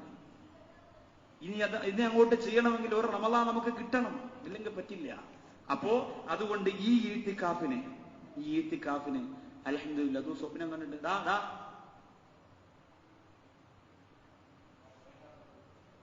കുറെ ദിവസം കൊണ്ട് വേണ്ടെന്ന് വിചാരിക്കുക. പെരുന്നാളായിട്ട് കിണുങ്ങാമണി ഇല്ലാതെ പെരുന്നാൾ നിസ്കരിക്കേണ്ടി വരും. ഞാൻ പറഞ്ഞിട്ടുണ്ട്, മര്യാദയ്ക്ക് എന്നോണം. പിള്ളേരെ വിചാരം എന്തെന്നറിയോ? ഉസ്താദ് ചിരിച്ചിരിച്ച് നിൽക്കുകയാണെന്ന്. ഞാൻ പിടിക്കും, ഒരു ദിവസം പിടിക്കൽ തന്നെ പിടിക്കും, അള്ളാണ് പിടിക്കുക. അതിന് ഒരു സംശയമില്ല. ഏത് വലിയവനാണെങ്കിലും നിങ്ങൾ വിചാരിച്ചെന്താ, മൊയിലാറ്റ് ഇങ്ങനെ കുഴപ്പമില്ല, ചിരിച്ച് കളിച്ചിരിക്കുക, അങ്ങനെ നിങ്ങൾ കരുതണ്ട. ചെറിയ പരിപാടിയൊക്കെ എനിക്കും അറിയാം. നിങ്ങളെന്താ കാര്യം, ഇതെല്ലാം കണ്ടോട്ട്. പിന്നെ റമളാൻ മാസമല്ലേ, കുറച്ച് കുട്ടികൾ ബഹളം, കുറച്ച് ആൾക്കാർ അങ്ങനെ വിടുകയാണ്. ഒരു പരിധി കഴിഞ്ഞാലുണ്ടല്ലോ, ഒരു പരിധി കഴിഞ്ഞാൽ പടച്ചോനും അങ്ങനെയാണല്ലോ, കരുണയുള്ളവനാണ്. പക്ഷെ ഒരു പരിധി കഴിഞ്ഞാൽ എല്ലായിടവും കുലുങ്ങും. പരുത്തിക്കുഴിയും കുലുങ്ങും, മണക്കാടും കുലുങ്ങും, അട്ടക്കുളയും കുലുങ്ങും. പിന്നെ കുനുത്തൊന്നും ഇല്ലാത്ത സ്ഥലത്തിൽ കൂടുതൽ കുലുങ്ങും. അത് വേറെ വിഷയം, അതിൽ പിന്നെ സംശയമില്ല. അപ്പൊ അതുകൊണ്ട് എന്റെ പ്രിയമുള്ള സഹോദരങ്ങൾ, ഒരു പരിധിയുണ്ട്. അതുകൊണ്ട് മര്യാദയ്ക്ക് കിടന്നാൽ അൽഹംദുലില്ലാഹ് ആയുസ്സിനും ആരോഗ്യത്തിനും ആഫിയത്തിനും വേണ്ടി ദുആ ചെയ്യും. പ്രിയമുള്ള സഹോദരങ്ങൾ, ഗൗരവത്തോടുകൂടി നമ്മൾ ചിന്തിക്കുക, മനസ്സിരുത്തിയിട്ട് നമ്മൾ ആലോചിക്കുക. നമ്മുടെ ഹൃദയാന്തരത്തിൽ അവസാനത്തെ ആഗ്രഹം എന്താണെന്ന് ചോദിക്കുമ്പോൾ നമ്മൾ ചിലപ്പോ നമ്മുടെ റമളാനിന്റെ അവസാന ഇഅ്തികാഫാണിതെങ്കിൽ ഈ റമളാനിന്റെ അവസാനമാണ് സംഭവം. നാളെ നമുക്ക് സംശയമില്ല. ഇനി ഒരു കാലഘട്ടത്തിൽ ചിലപ്പോൾ അതും സംശയം വരും. അല്ലാഹു കാക്കട്ടെ. നാളെ നമുക്ക് സംശയമില്ലാതെ റമളാനിന്റെ അവസാന ദിവസമാണ്, പകലാണ്. ഇന്ന് റമളാനിന്റെ അവസാന രാത്രിയാണ്. ഇതേപോലെ ഒരു രാത്രി ഈ വർഷം ഇനി നമുക്ക് കിട്ടാൻ പോണില്ല. ഇന്ന് വന്നവരെയൊക്കെ അള്ളാഹു അനുഗ്രഹിക്കട്ടെ. പരലോകത്ത് അള്ളാഹു അവസാനമെങ്കിലും സ്വർഗത്തിൽ വിളിക്കുന്നവരിൽ ഈ പാവപ്പെട്ട നമ്മളെ അള്ളാഹു ഉൾപ്പെടുത്തി അനുഗ്രഹിക്കുമാറാകട്ടെ. അടുത്ത റമളാനിന് മുമ്പ് നമ്മൾ മരിച്ചാൽ ആയുസ്സിനു വേണ്ടി, ആരോഗ്യത്തിന് വേണ്ടി ദുആ ചെയ്യാതിരിക്കലാ നല്ലത്. ഈ കാലഘട്ടത്തിൽ പെട്ടെന്ന് മരിക്കണം, ഈമാനോടുകൂടി പെട്ടെന്ന് മരിപ്പിക്കണേ അള്ളാഹു ദുആ ചെയ്യും. അല്ലാതെ ജീവിച്ചിരിക്കുന്നിടത്തോളം നമ്മൾ തെറ്റുകൾ ചെയ്തുകൊണ്ടിരിക്കുകയാണ്. എങ്ങനെ ഈ ദുനിയാവിൽ നമ്മൾ ആലോചിച്ച് നോക്കും. റമളാന് പള്ളികളിൽ അടിയും ബഹളവും സങ്കടങ്ങൾ തമ്മിലും മത്സരവും ഇതൊക്കെ കണ്ട് ജീവിച്ചിരുന്ന നമ്മളും തെറ്റുകാരാവുന്നതിനേക്കാളും നല്ലത് ഈമാനോടുകൂടി ഒന്ന് മരിക്കലാണ്. പക്ഷെ ഈമാനില്ലാതെ മരിക്കാൻ പാടില്ല. റമളാൻ മാസം എല്ലാ ദിവസവും റമളാന്റെ ദിവസമായിരുന്നെങ്കിൽ അൽഹംദുലില്ലാഹ് നമുക്ക് സന്തോഷിക്കാം. പക്ഷേ ആ റമളാനിന്റെ സുന്ദരമായ ദിവസത്തിന്റെ രാത്രി വിട പറയാ. ഓരോ സെക്കൻഡും നമ്മളോട് അസ്സലാമു അലൈക്കും എന്ന് പറഞ്ഞുകൊണ്ടിരിക്കുമ്പോൾ നമ്മൾ ഇൽമിന്റെ മജ്ലിസിൽ ഇരുന്ന് അൽഹംദുലില്ലാഹ് പുണ്യമായ പ്രതിഫലം അള്ളാഹു നമുക്ക് തരും. നമുക്ക് തരട്ടെ. ആത്മാർത്ഥമായിട്ട് നമ്മൾ ദുആ ചെയ്യണം. എനിക്കും നിങ്ങൾക്കും ഒക്കെ നമ്മളിവിടെ ഉറക്കമൊഴിഞ്ഞതിന്റെ പ്രതിഫലം കിട്ടാം. നിങ്ങൾ ആലോചിച്ച് നോക്ക്, എന്ത് ക്ഷീണം എനിക്കുണ്ടാവും നിങ്ങൾ ചിന്തിച്ചു നോക്കി. എന്ത് ക്ഷീണവും, എന്ത് ബുദ്ധിമുട്ടും, എന്ത് പ്രയാസവും. 2 മണിക്കൂർ ഇങ്ങനെ സംസാരിക്കാന്ന് പറഞ്ഞാൽ നിങ്ങൾ എന്താ വിചാരിച്ചത്? അത് സാധാരണ ഒരു ദിവസമോ അല്ലെങ്കിൽ 2 ദിവസമോ ആണെങ്കിൽ ശരി, 10 ദിവസം പൂർണ്ണമായിട്ട് അങ്ങനെ ഇരുന്ന് സംസാരിച്ചാൽ, ഒരു കോളക്കണ്ട് പോലും ഉറങ്ങാൻ പറ്റാതെ സംസാരിച്ച 4 മണിക്കൂർ 4:30 ഒന്ന് കിടന്ന് അരമണിക്കൂർ ഉറങ്ങിയാൽ നമ്മൾ ആലോചിച്ച് നോക്കും. പകൽ സമയത്ത് ഉറങ്ങാൻ കിട്ടാതിരുന്നാൽ എന്തുമാത്രം ക്ഷീണമുണ്ടാകും. പക്ഷേ നിങ്ങളെല്ലാവരും വരും എന്ന് പ്രതീക്ഷിച്ചിട്ടാണ് ഞാനിന്ന് എന്റെ പ്രിയമുള്ളവരെ ഇവിടെ നിങ്ങളുടെ മുന്നിലിരിക്കുന്നത്. എന്ത് ബുദ്ധിമുട്ടും മാറ്റി. കാരണം അടുത്ത റമളാനിന് മുമ്പ് ഈ സാധുവാര സഹോദരൻ ഈ ലോകത്തോട് വിട പറഞ്ഞു പോയാൽ ഒരുപക്ഷെ അടുത്ത റമളാനിന് നിങ്ങൾ ഇഅ്തികാഫിന് വരുമ്പോൾ ഓർക്കും, ദുആ ചെയ്യണ ഉസ്താദ് ദുആ ചെയ്തില്ലെങ്കിലും ആമീൻ പറയുമ്പോൾ നിങ്ങളുടെ മനസ്സിലെങ്കിലും വരും അല്ലാഹുവേ അങ്ങനെ ഒരാൾ നമുക്ക് വേണ്ടി നസീഹത്ത് നടത്തി. അതേപോലെ നിങ്ങളിൽ ഒരാൾ അടുത്ത റമദാൻ ഇല്ലാതെ വന്നാൽ നമുക്ക് അങ്ങനെ ഒരു ദുആ കിട്ടാനുള്ള ഒരു ഒരുമിക്കലാണിത്. അല്ലാഹു തൗഫീഖ് തരുമാറാകട്ടെ. ഈമാനിന്റെ മാധുര്യം അത് നിസ്കാരത്തിലൂടെ നേടിയെടുത്ത ഖുബൈബ് റളിയല്ലാഹു അൻഹു അവസാനം പറഞ്ഞത് എനിക്ക് 2 റക്അത്ത് നിസ്കരിക്കണമെന്നാണ്. നിസ്കരിച്ച് അവസാന ആ റക്അത്തിന്റെ സുജൂദ് ഖുബൈബ് റളിയല്ലാഹു അൻഹു ആ സുജൂദ് ഒരല്പം നീണ്ടുപോയി. കുറേ കാര്യങ്ങൾ പടച്ചവനോട് പറഞ്ഞു, മരിക്കാൻ പോവാണ് റബ്ബേ, നിന്റെ മുന്നിലേക്ക് എത്താൻ പോവാണ് പടച്ചോനെ എന്നൊക്കെ പറഞ്ഞ് സലാം വീട്ടിയപ്പോൾ കുറച്ച് ശത്രുക്കൾ ചിരിച്ചുകൊണ്ട് പറഞ്ഞു, ഖുബൈബിന് മരിക്കാനുള്ള പേടി കണ്ടോ, ഇത്രയും പെട്ടെന്ന് എല്ലാം പറവറാൻ നിസ്കരിച്ചിട്ട് സുജൂദ്, അവസാനത്തെ സുജൂദ് അവൻ സമയമെടുത്ത് ചെയ്യാണ്. കാരണം അത്രയും സമയം കൂടെ ജീവിച്ചിരിക്കാലോ എന്ന് പറഞ്ഞ് കുറെ നേരം അവൻ സുജൂദിൽ കിടന്ന് നമ്മളെ പറ്റിക്കാണെന്ന് ശത്രുക്കൾ പറഞ്ഞപ്പോൾ ഖുബൈബ് റളിയല്ലാഹു അൻഹു കരഞ്ഞുകൊണ്ട് പറയാൻ, എന്റെ ജീവിതത്തിൽ എത്രയും പെട്ടെന്ന് ഞാൻ നിസ്കരിച്ചു തീർന്ന 2 റക്അത്തുണ്ടെങ്കിൽ അത് ഈ നിസ്കാരമാണ്. അതിന്റെ ദുഃഖം കൊണ്ടാണ് ഞാൻ കരഞ്ഞത്. എന്റെ ജീവിതത്തിൽ ഇത്രത്തോളം വേഗത്തിൽ ഞാൻ നിസ്കരിച്ചിട്ടേ ഇല്ല. അങ്ങനെ വേഗത്തിൽ നിസ്കരിക്കേണ്ടി വന്നതുകൊണ്ട് ഞാൻ കരഞ്ഞു പോയതാണ്. അല്ലാതെ നിങ്ങൾ എന്നെ കൊല ചെയ്യപ്പെടുമെന്ന് ചിന്തിച്ച് ഞാൻ കരഞ്ഞതല്ല. ഞാൻ ഇത്രയും പെട്ടെന്ന് നിസ്കരിച്ചത് എന്തിനാന്ന് നിങ്ങൾ ചോദിക്കും. സാധാരണ എന്റെ നിസ്കാരം മണിക്കൂറുകളോളം നൃത്തവും റുക്കൂവും സുജൂദും എഴുതാലും കരച്ചിലും ഖുർആനും ഒക്കെയാണ്. പക്ഷെ ഇപ്പൊ ഞാൻ പെട്ടെന്ന് നിസ്കരിച്ചത്, ഞാൻ അങ്ങനെ നീട്ടിപ്പരത്തി നിസ്കരിക്കുമ്പോൾ നിങ്ങൾ വിചാരിക്കും മരിക്കാനുള്ള പേടി കൊണ്ടാണ്. ആ പേടി എനിക്ക് ലവലേശം പോലും ഇല്ല എന്നറിയിക്കാനാണ് നിങ്ങൾ എനിക്ക് നിസ്കരിക്കാൻ അനുമതി തന്നപ്പോ പെട്ടെന്നൊരു 2 റക്അത്ത് ഞാൻ നിസ്കരിച്ചത്. അതിന്റെ ദുഃഖമാണ് അവസാന സുജൂദിൽ ഞാൻ തീർത്തത്. ആലോചിക്കണം, പെട്ടെന്ന് ഞാൻ 2 റക്അത്ത് നിസ്കരിച്ചത് നിങ്ങളെ ഭയപ്പെടുത്താനാണ്. ഞാൻ ഈമാനികമായി അള്ളാഹുവിന്റെ മുമ്പിലെത്താൻ എത്രയും പെട്ടെന്ന് കൊതിക്കുന്നവരാണ്. അതുകൊണ്ട് പെട്ടെന്ന് എന്നെ വകവരുത്തണം എന്ന് ഖുബൈബ് റളിയല്ലാഹു തആല അൻഹു പറഞ്ഞു കൊടുക്കുകയാണ്. നമ്മൾ ആലോചിക്കണം, അള്ളാഹു ഭാഗ്യം തരട്ടെ. അങ്ങനെ നിസ്കരിക്കാൻ, അങ്ങനെ മധുരം എന്ന് വരുന്ന നിസ്കാരം അള്ളാഹു നമുക്ക് തരട്ടെ. അതിന് 3 കാര്യങ്ങളാണ് പറയാ പ്രവാചകർ. സലാസുൻ മൻഹുന്ന ഫീഹി വജദ ബിഹിന്ന ഹലാവത്തുൽ ഈമാൻ. 3 കാര്യം അതുണ്ടോ നിങ്ങൾക്ക് ഈമാനിന്റെ മധുരമുണ്ടാകും. 1, കാനല്ലാഹു വ റസൂലുഹു അഹബ്ബ ഇലൈഹി മിമ്മാ സിവാ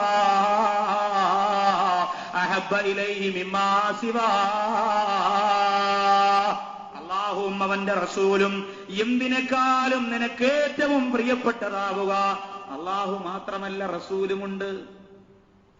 അല്ലാഹ് മാത്രമല്ല, റസൂലും എന്തിനേക്കാളും പ്രിയപ്പെട്ടത്. നിന്റെ ഉമ്മയെക്കാളും, നിന്റെ വാപ്പയെക്കാളും, നിന്റെ ഉസ്താദിനെക്കാളും, നിന്റെ സംഘടനാ നേതാവിനെക്കാളും, നിന്റെ എല്ലാ കാര്യങ്ങളെക്കാളും, നിന്റെ സുഹൃത്തുക്കളെക്കാളും. സുഹൃത്തുക്കൾക്ക് വേണ്ടി മരിക്കാൻ നിൽക്കുന്നവർ റസൂലുള്ളാഹിക്ക് വേണ്ടി ഒരു 10 സലാത്ത് ചെല്ലുമോ? ഇല്ല. സുഹൃത്തുക്കൾക്ക് വേണ്ടി മരിക്കാൻ നിൽക്കുന്നവർ അള്ളാഹ്ക്ക് വേണ്ടി മരിക്കാൻ ഒരുങ്ങോ? ഇല്ല. എന്തുകൊണ്ട്? അവനവന്റെ സുഹൃത്താണ് വലുത്. ഇല്ല, അതിനേക്കാളും വലുതെന്റെ പടച്ചോനാണെന്ന് പറയാനുള്ള ആർജവം നിനക്ക് വന്നാലേ നിന്റെ നിസ്കാരത്തിന് നിനക്ക് മാധുര്യം ഉണ്ടാവുകയുള്ളൂ. അതിനേക്കാളും വലുതെനിക്ക് എന്റെ പടച്ചോനാന്ന് പറയാൻ, എന്തിനേക്കാളും വലുതെന്റെ റബ്ബാണ്. അതല്ലേ റബ്ബ്. എന്തെല്ലാം നമുക്ക് തന്നു. അലം നജ്അൽ ലഹു ഐനി വലിസാനം വശഫത്തൈൻ. അല്ലാഹു നൽകിയ അനുഗ്രഹങ്ങളെ എണ്ണി എഴുതിയെടുത്താൽ കഴിയോ എന്റെ പ്രിയമുള്ളവരെ? എഴുതി തീർക്കാൻ കഴിയില്ല. ഏതൊരു കമ്പ്യൂട്ടറിനകത്തും നിറഞ്ഞു നിൽക്കും എന്റെ പ്രിയമുള്ളവരെ നമ്മുടെ അനുഗ്രഹങ്ങൾ. അതിനകത്ത് പോലും തികയില്ല. അത്രത്തോളം അനുഗ്രഹങ്ങളാണ് അള്ളാഹു എനിക്കും നിങ്ങൾക്കും തന്നിരിക്കുന്നത്. ആ പടച്ചോനാണ് നമുക്ക് വലുത്. നമ്മുടെ ഉമ്മയും വാപ്പയും ശാരീരിക ബന്ധത്തിൽ ഏർപ്പെട്ടപ്പോൾ ഇങ്ങനെ ഒരാൾ ലോകത്തുണ്ടാകണമെന്ന് തീരുമാനിച്ചത് വാപ്പയല്ല, ഉമ്മയല്ല. 9.5 മാസം വയറ് പൂർത്തിയായ മെഡിക്കൽ കോളേജിന്റെ SITയുടെ അകത്ത് പ്രസവം കാത്തു കിടക്കുന്ന പെണ്ണിന് പോലും തന്റെ കുഞ്ഞിന്റെ വിഷയത്തിൽ ഗ്യാരണ്ടി പറയാൻ പറ്റില്ല. പറ്റുമോ? ഇല്ല. അത് പുറത്ത് വന്നെന്ന് പറയാൻ പറ്റുമോ? അത് പടച്ചോന്റെ കളിയാണ്. വാപ്പയാണ് ഉമ്മയാണെന്ന് പറഞ്ഞ് നമ്മുടെ പിതൃത്വം, നമ്മുടെ മാതൃത്വമാണ് നമ്മുടെ എല്ലാം എന്നല്ല. അവരെക്കാൾ വലുതെനിക്കെന്റെ പടച്ചോനാണ്. എവിടെയും ഏത് സ്ഥലത്തും, ഏത് മന്ത്രിയുടെയും, ഏത് നേതാവിന്റെയും, ഏത് രാജാവിന്റെയും, ഏത് അധികാരിയുടെയും മുമ്പ് ആർജവത്തോട് പറയാനുള്ളത് ഇന്നനീ മിനൽ മുസ്ലിം. ഞാനൊരു മുസ്ലിമാണ്. എന്റെ പടച്ചോൻ എനിക്കെന്റെ റബ്ബാണ്. എന്റെ തർബിയത്ത് നടത്തിയ, എന്നെ പരിപാലിച്ചു കൊണ്ടിരിക്കുന്ന എന്റെ പടച്ചോനാണ്. അള്ളാഹു മാത്രമല്ല, റസൂലും അതേപോലെ വലുതാവണം നമുക്ക്. അംർ ഇബ്നു ആസ് റളിയല്ലാഹു അൻഹുവിന്റെ മനോഹരമായ ഒരു ചരിത്രം ഒന്ന് ഉണർന്നിരിക്കണം എല്ലാവരും. നല്ലൊരു ചരിത്രമാണ്. ഇന്നലെ അലി റളിയല്ലാഹു അൻഹുവിന്റെ ചരിത്രം പറഞ്ഞതുപോലെ അംർ ഇബ്നു ആസ് റളിയല്ലാഹു തആല അൻഹുവിന്റെ വളരെ അടിസ്ഥാനപരമായി ലോകം കിടുങ്ങിപ്പോയ ഒരു ചരിത്രമുണ്ട്. പ്രവാചക പ്രണയം അത്രത്തോളം. അംർ ഇബ്നുൽ ആസ് റളിയല്ലാഹു അൻഹു മനസ്സിന്റെ കത്ത് ഈജിപ്ത് ഭരണം നടത്തിക്കൊണ്ടിരിക്കുമ്പോൾ എല്ലാ മതങ്ങൾക്കും അവരവരുടെ മതമനുസരിച്ച് ജീവിക്കാനുള്ള സ്വാതന്ത്ര്യം ഈജിപ്തിൽ ഉണ്ടായിരുന്നു. എല്ലാ മതങ്ങൾക്കും അവരുടെ മതമനുസരിച്ച് ജീവിക്കാം. അംർ ഇബ്നുൽ ആസ് റളിയല്ലാഹു അൻഹു എന്ന ഇസ്ലാമിക ഭരണാധികാരിയാണ് ഭരണം നടത്തുന്നത്. എല്ലാ മതങ്ങൾക്കും അവരവരുടെ മതമനുസരിച്ച് ജീവിക്കാം. തീവ്രവാദവും ഭീകരവാദവും തമ്മിലടിയും ഒന്നും ആ കാലഘട്ടത്തിൽ ഇല്ലായിരുന്നു. ജീവിക്കാൻ വേണ്ടി, നിലനിൽക്കാൻ വേണ്ടി നമ്മൾ ആലോചിക്കണം. ഒരു പട്ടിയെ നമ്മൾ എറിയുകയാണ്. എറിഞ്ഞെറിഞ്ഞെറിഞ്ഞെറിഞ്ഞ് അതിന്റെ ശരീരം മുഴുവനും മുറിപ്പാടുണ്ടായി അവസാനം ആ പട്ടി എറിഞ്ഞ ആളിന്റെ മുഖത്തേക്ക് തിരിഞ്ഞു നോക്കുമ്പോൾ ആ പട്ടിയെ നമ്മൾ വിളിക്കുന്നത് തീവ്രവാദം എന്നാണ്. ഇന്ന് അതാണ് നമ്മൾ നടന്നുകൊണ്ടിരിക്കുക. വേദനിച്ചൊന്ന് കരഞ്ഞാൽ നമ്മൾ ഭീകരവാദിയായി. വേദനയോടുകൂടി എന്നെ ആരെങ്കിലും ഒന്ന് സഹായിക്കണമെന്ന് പറഞ്ഞാൽ നമ്മൾ തീവ്രവാദിയായി. അള്ളാഹു കാത്തിരക്ഷിക്കുമാറാകട്ടെ. അംർ ഇബ്നുൽ ആസ് റളിയല്ലാഹു അൻഹുവിന്റെ കാലത്ത് ക്രിസ്ത്യാനികൾ ഒരു യേശുക്രിസ്തുവിന്റെ പ്രതിമ ഉണ്ടാക്കി വെച്ചിട്ടുണ്ടായിരുന്നു കമ്പോളത്തിൽ. യേശുക്രിസ്തുവിന്റെ പ്രതിമ. ഒരു ദിവസം രാവിലെ നോക്കിയപ്പോൾ അതിന്റെ മൂക്ക് കാണാനില്ല. ആരോ പിന്നെ ഛേദിച്ചുകൊണ്ട് പോയി. ക്രിസ്ത്യാനികൾ എല്ലാവരും കൂടി വന്നിട്ട് അംർ ഇബ്നുൽ ആസ് റളിയല്ലാഹു അൻഹു അടുത്ത് വന്നിട്ട് പറഞ്ഞു, പിന്നെ നിങ്ങളുടെ മുസ്ലിങ്ങൾ നമ്മുടെ പ്രതിമയുടെ മൂക്ക് തകർത്തിരിക്കുകയാണ്. അന്നും ഇതുപോലെ തന്നെ എന്ത് ചെയ്താലും മുസ്ലിങ്ങൾ. വേറെ ആരും ചെയ്യൂല. അംർ ഇബ്നുൽ ആസ് റളിയല്ലാഹു അൻഹു അടുത്തൊന്ന് പറഞ്ഞു. അംർ ഇബ്നുൽ ആസ് റളിയല്ലാഹു അൻഹു മനസ്സുകൊണ്ട് ചിന്തിച്ചു, ഒരിക്കലും ഇത് മുസ്ലിങ്ങളല്ല ചെയ്തത്. പക്ഷേ മുസ്ലിം അല്ല ചെയ്തതെന്ന് ഞാൻ പറഞ്ഞാൽ ഈ പറയുന്നവർ വിചാരിക്കും എന്റെ ഭരണത്തിൽ പക്ഷപാതമുണ്ട് എന്ന് വിചാരിക്കും. ഞാൻ മുസ്ലിങ്ങൾക്ക് ചാഞ്ഞു നിന്നുകൊണ്ട് ഭരിക്കാൻ മതസൗഹാർദ്ദയുള്ള ഈ നാട്ടിൽ ഞാൻ ഒരു ഭാഗത്തിന് വേണ്ടി ചാഞ്ഞു എന്നവർ പറയും. അതുകൊണ്ട് അത് വേണ്ട. അംർ ഇബ്നുൽ ആസ് റളിയല്ലാഹു അൻഹു പറഞ്ഞു, ശരി, ഞാൻ സമ്മതിക്കാം, മുസ്ലിങ്ങളാണ് ചെയ്തത് എന്ന് ഞാൻ സമ്മതിക്കാം. അതിന് എന്ത് പ്രതിവിധി വേണമെങ്കിലും ചെയ്യാമെന്ന് പറഞ്ഞു. എന്നിട്ട് പറഞ്ഞു, നിങ്ങൾക്ക് ഇനി അതൊരു പ്രശ്നം ഉണ്ടാക്കണ്ട. ഒരു മൂക്ക് പോയതല്ലേ ഉള്ളൂ, ഒരു പരിഹാരം ചെയ്യാം. അതിനേക്കാൾ വളരെ മനോഹരമായ തങ്കത്തിൽ നിങ്ങൾക്ക് ഞാനൊരു മൂക്ക് ആ യേശു ക്രിസ്തുവിനെ വെച്ച് പിടിപ്പിക്കാം. നിങ്ങൾ ആരും അടിയുണ്ടാക്കണ്ട. വന്നവര് പറഞ്ഞു നമ്മുടെ ദൈവത്തെ പുതുക്കിപ്പണിയാൻ പറ്റില്ല. അംർ ഇബ്നുൽ ആസ് റളിയല്ലാഹു അൻഹു പറഞ്ഞു, എന്നാൽ ആ പ്രതിമയെ തന്നെ നിങ്ങൾ എടുത്തുകൊണ്ട് വെക്കോ, അതേപോലെ അതിനേക്കാൾ മനോഹരമായ മറ്റൊരു പ്രതിമ ഞാൻ വെച്ച് തരാം. അംർ ഇബ്നുൽ ആസ് റളിയല്ലാഹു അൻഹു അവര് പറഞ്ഞു, അതും പറ്റില്ല, പിന്നെ നിങ്ങൾക്ക് എന്തു വേണം? ഇനി നമ്മൾ പറഞ്ഞു. അവര് പറയാൻ നമ്മുടെ ഒരേ ഒരു ആഗ്രഹം എന്തെന്നറിയോ? നിങ്ങളുടെ ഹബീബായ പ്രവാചകൻ നബി മുഹമ്മദ് മുസ്തഫ സല്ലല്ലാഹു അലൈഹി വസല്ലമ തങ്ങളുടെ രൂപമുണ്ടല്ലോ, ആ രൂപം നമ്മൾ ഉണ്ടാക്കി വെക്കുകയാണ്. ഇന്നത്തെ രാത്രിയിൽ നിങ്ങളുടെ പ്രവാചകന്റെ രൂപം നമ്മൾ ഉണ്ടാക്കുകയാണ്.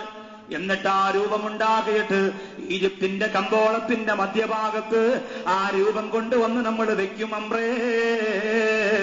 എന്നിട്ട് ഈ നാട്ടിലുള്ള ഈജിപ്തിലുള്ള എല്ലാ മതസ്ഥരെയും നമ്മൾ വിളിക്കുകയാ. ഹൈന്ദവരെ, ക്രൈസ്തവരെ, ജൂതരെ, നിരീശ്വരവാദികളെ, മുസ്ലിങ്ങളെ, എല്ലാ മതസ്ഥരെയും എല്ലാ വിഭാഗങ്ങളിലുള്ള പതിനായിരക്കണക്കാര ജനങ്ങളെ വിളിച്ചു കൂട്ടി നിർത്തിയിട്ട് അവരെല്ലാവരും വളഞ്ഞു നിൽക്കുമ്പോ നിങ്ങളുടെ പ്രവാചകന്റെ പ്രതിമയുണ്ടല്ലോ, ആ പ്രതിമയെ കൊണ്ടുവന്ന് നിർത്തിയിട്ട് ആയിരക്കണക്കാര ജനങ്ങളെ നോക്കിക്കൊണ്ടിരിക്കുമ്പോ ആ പ്രതിമയുടെ തല വെട്ടും അംറേ, ആ പ്രതിമയുടെ കൈ വെട്ടും അംറേ, ഓ പ്രതിമയുടെ കാല് വെട്ടും അംറേ, ആ പ്രതിമയുടെ ഈജിപ്തിന്റെ കമ്പോളത്തിലിട്ടിട്ട് ചവിട്ടി അരയ്ക്കും അംറേ. ഇതാണ് നമ്മൾ ചെയ്യാൻ പോയി. ഇതേ ഉള്ളൂ പ്രതികാരം, വേറൊന്നും ചെയ്യാൻ പറ്റില്ല. അംർ ഇബ്നുൽ ആസ് റളിയല്ലാഹു അൻഹു ചാടി അങ്ങോട്ട് എഴുന്നേറ്റില്ലേ. ആരെ കുറിച്ചായി പറയണേ? ഹബീബായ പ്രവാചകൻ നബി മുഹമ്മദ് മുസ്തഫ സല്ലല്ലാഹു അലൈഹി വസല്ലമ തങ്ങളോട് പറയാൻ, സല്ലല്ലാഹു അലൈഹി വസല്ലമ തങ്ങളെ കുറിച്ച് പറയാൻ, ആ പ്രവാചക പ്രേമിയോട് എന്തിനേക്കാളും അല്ലാഹു റസൂലിനെ സ്നേഹിക്കുന്ന അംർ ഇബ്നുൽ ആസ് റളിയല്ലാഹു അൻഹു പറയാ, പ്രതിമയുണ്ടാക്കിയിട്ട് നമ്മൾ കളച്ഛേദനം ചെയ്യുമെന്നും വെട്ടി നശിപ്പിക്കുമെന്നും പറഞ്ഞപ്പോ അംർ ഇബ്നുൽ ആസ് റളിയല്ലാഹു അൻഹു കരഞ്ഞുകൊണ്ട് പറഞ്ഞു, നിങ്ങൾക്ക് പ്രതിമയ്ക്ക് പകരം അതേപോലെ ജീവനുള്ള ഒരു ശരീരം തരട്ടെ, പ്രതിമയ്ക്ക് പകരം ഞാൻ ജീവനുള്ള ഒരു ശരീരം തരട്ടെ എന്ന് ചോദിച്ചു. അവർക്ക് ആവേശമായി. പ്രതിമയാവുമ്പോ വെട്ടിയാൻ നിലവിളിക്കൂല, ജീവനുള്ള ശരീരമാണെങ്കിൽ വെട്ടിയാൻ നിലവിളിക്കും. അപ്പൊ കുറച്ചുകൂടി നമുക്ക് ആവേശമായി.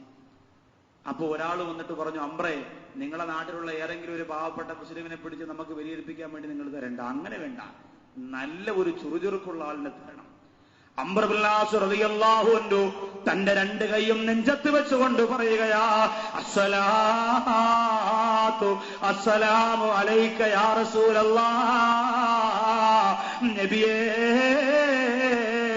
അങ്ങയുടെ പ്രതിമയുണ്ടാക്കിയിട്ട് കളച്ഛേദനം നടത്തിയിട്ട് വെട്ടിമുറിച്ചിട്ട് വലിച്ചെറിയുന്നതിന് പകരം ഈ അംറിന്റെ ശരീരം ഇതാ പണയം വെക്കാൻ പോവുകയാണ്, കച്ചവടം ചെയ്യാൻ പോവുകയാണ്. ക്രിസ്ത്യാനികൾക്ക് വളരെ സന്തോഷമായി.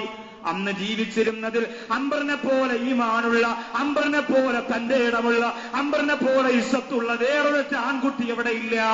അവരെല്ലാവരും സമ്മതിച്ചു, ശരി നിങ്ങൾ മതി, നിങ്ങൾ സമയം പറയും, നിങ്ങൾ സ്ഥലം പറയും, അവിടെ ശുഭവസ്ത്രധാരിയായിട്ട് കുളിച്ചൊരുങ്ങി വുളു എടുത്തുകൊണ്ട് ഞാൻ വന്നു നിൽക്കാം, എവിടെ വേണോ നിങ്ങൾക്ക് വെട്ടാം, എത്ര കഷണം വേണമോ ആക്കാം, പക്ഷേ എന്റെ ഹബീബായ പ്രവാചകന്റെ പ്രതിമയുണ്ടാക്കിയിട്ട് അവഹേളിക്കാൻ ഞാൻ അനുവദിക്കില്ല, അവഹേളിക്കാൻ ഞാൻ അനുവദിക്കില്ല. അംർ ഇബ്നു ആസ് റളിയല്ലാഹു തആല അൻഹു കാണിച്ച പ്രവാചക പ്രണയമാണ്. അല്ലാഹു അനുഗ്രഹിക്കുമാറാകട്ടെ. അല്ലാഹുവിന്റെ റസൂലായ പ്രവാചകനോടുള്ള പ്രേമം അംർ ഇബ്നു ആസ് റളിയല്ലാഹു അൻഹു പ്രകടമാക്കുകയാണ്. ക്രിസ്ത്യാനികൾ പിറ്റേന്ന് കമ്പോളത്തിൽ കൂടുന്ന സമയം പറഞ്ഞു, എല്ലാ സ്ഥലത്തും പരസ്യം ചെയ്തു.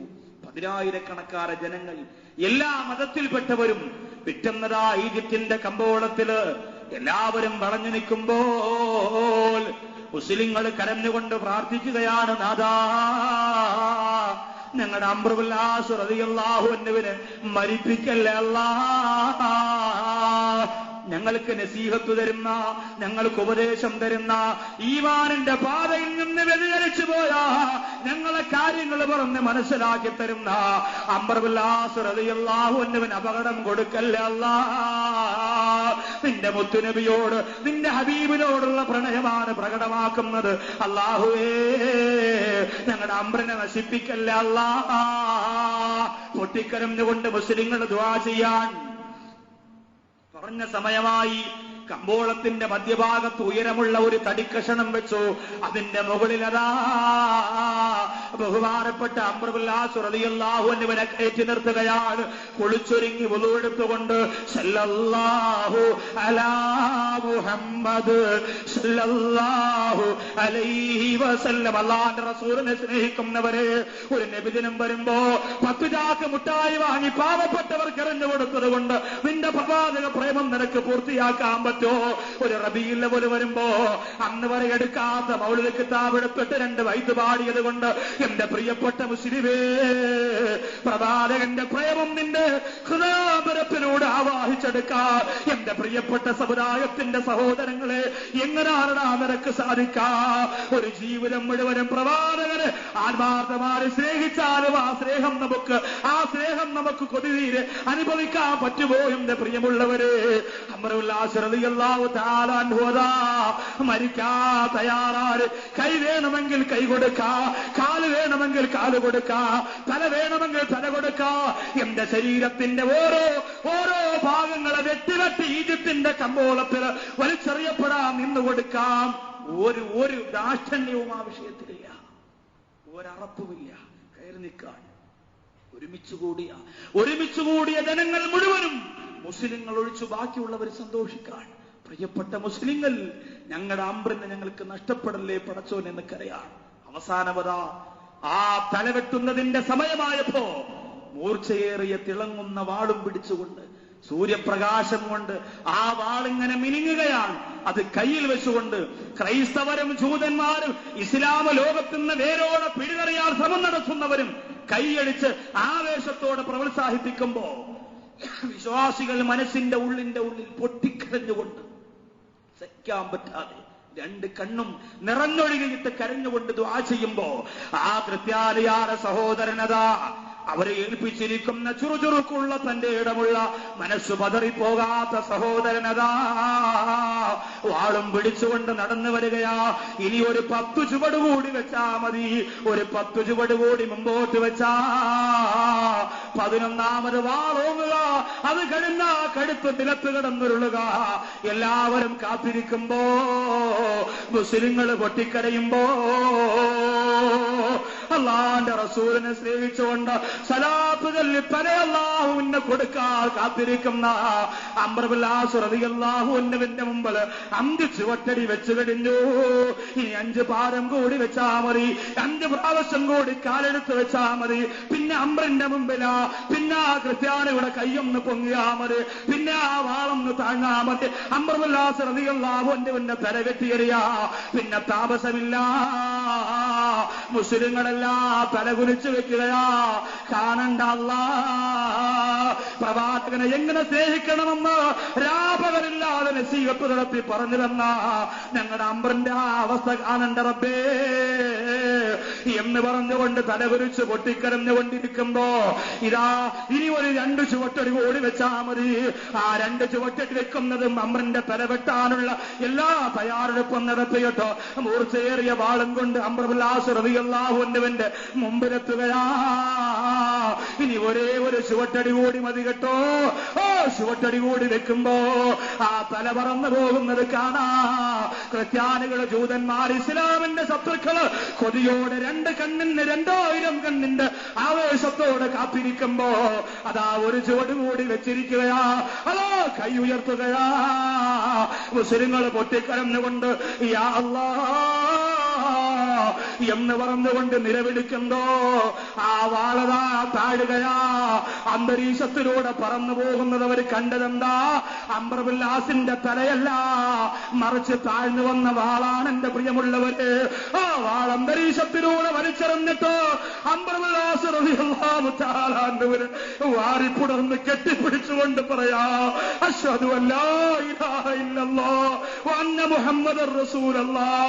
എനിക്ക് ആ റസൂലിനെ വേണം അംറേ, എനിക്ക് ആ പ്രവാചകനെ വേണം അംറേ. നിങ്ങൾ ഇത്രത്തോളം സ്നേഹിക്കുന്ന ആ പ്രവാചകനെ എനിക്ക് തരുമോ? നിങ്ങൾ ഇത്രത്തോളം ഇഷ്ടപ്പെടുന്ന ആ മുത്തുനബിയെ എന്റെ ഹൃദയത്തിലേക്ക് തരുമോ? വാള് ദൂരേക്ക് എറിഞ്ഞിട്ട് കെട്ടിപ്പിടിച്ച് ഷഹാദത്ത് കലിമ പറഞ്ഞപ്പോ ഒരാളല്ല പറഞ്ഞത്, അവിടെ കൂടി നിൽക്കുന്ന 1000കണക്കാണ് ക്രൈസ്തവര് ഒറ്റ ശബ്ദത്തോട് ഷഹാദത്ത് കലിമ പറഞ്ഞ് ഇസ്ലാമിലേക്ക് വന്നു പോരെങ്കിൽ അതാണടാ പ്രവാചക പ്രവചനം. ഇന്നലെ വരെ നിസ്കരിക്കാതെ നബിദിനത്തിന്റെ അന്ന് കൊടിയെടുത്തോണ്ട് ഇറങ്ങുന്നതല്ലടാ പ്രവാചക പ്രണയമെന്ന് മനസ്സിലാക്കുക. ഇന്നലെ വരെ സുജൂദ് ചെയ്യാറ്, ഇന്നലെ വരെ പള്ളിയില്ലാതെ, ഇന്നലെ വരെ ദീനില്ലാതെ, ഇന്നലെ വരെ വിശ്വാസമില്ലാതെ റബീഉൽ അവ്വൽ വരുമ്പോ ഒരു പച്ചക്കൊടി കൊണ്ട് സത്തടിച്ചിട്ടിട്ട് പ്രവാചക പ്രേമി എന്ന് പറഞ്ഞ് ഇറങ്ങി നടക്കുന്നവനല്ലടാ പ്രവാചക പ്രേമി. അവരെ പ്രവാചകന് വെറുപ്പാ, അവരെ പ്രവാചകൻ ഇഷ്ടമല്ല, അവരെ പ്രവാചകൻ അകറ്റി നിർത്തുന്നതാ. അല്ലാഹുവിന്റെ റസൂലിനെ സ്നേഹിക്കേണ്ടത് അങ്ങനെയാണ്.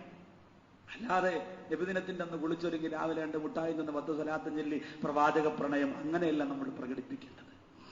അത് അള്ളാന്റെ റസൂലിനെ സ്നേഹിച്ചവർ ചെയ്യും, ചെയ്യേണ്ടതുപോലെ ചെയ്യും. ഏത് ലോകത്തിരുന്നാലും ചെയ്യും. എത്ര പ്രസ്ഥാനങ്ങൾ അതിനെതിരെ വളർന്നാലും ചെയ്യും, തല പോയാലും ചെയ്യും. അത് ചെയ്യേണ്ടവര് ചെയ്യും, ചെയ്യാത്തവര് ചെയ്യുമ്പോഴാണ് പ്രശ്നമുണ്ടാവുക. അതിന് അർഹതപ്പെട്ടവർ ലോകത്തുണ്ട്. അവർ ഇൻഷാ അല്ലാഹ് എവിടെയാണെങ്കിലും ആ പ്രവാചക പ്രണയം ജീവിതത്തിലുടനീളം പ്രകടമാക്കും. അള്ളാഹു നമുക്ക് തൗഫീഖ് തരുമാറാകട്ടെ.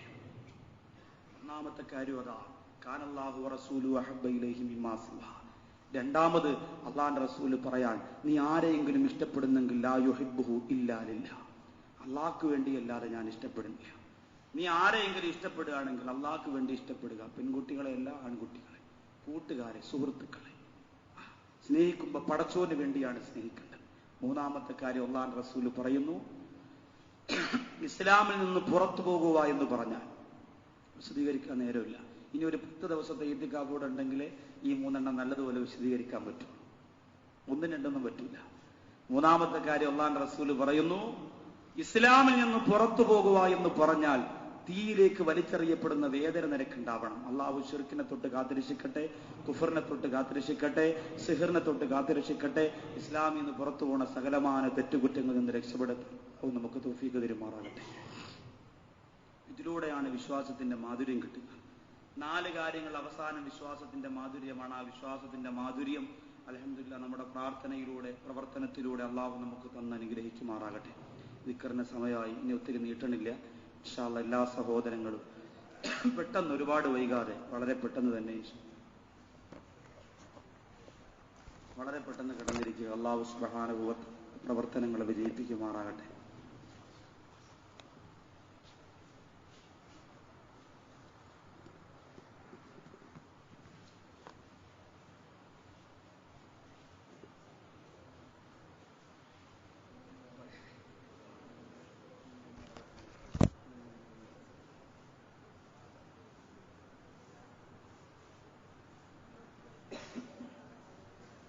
ബിസ്മില്ലാഹിർ റഹ്മാനിർ റഹീം.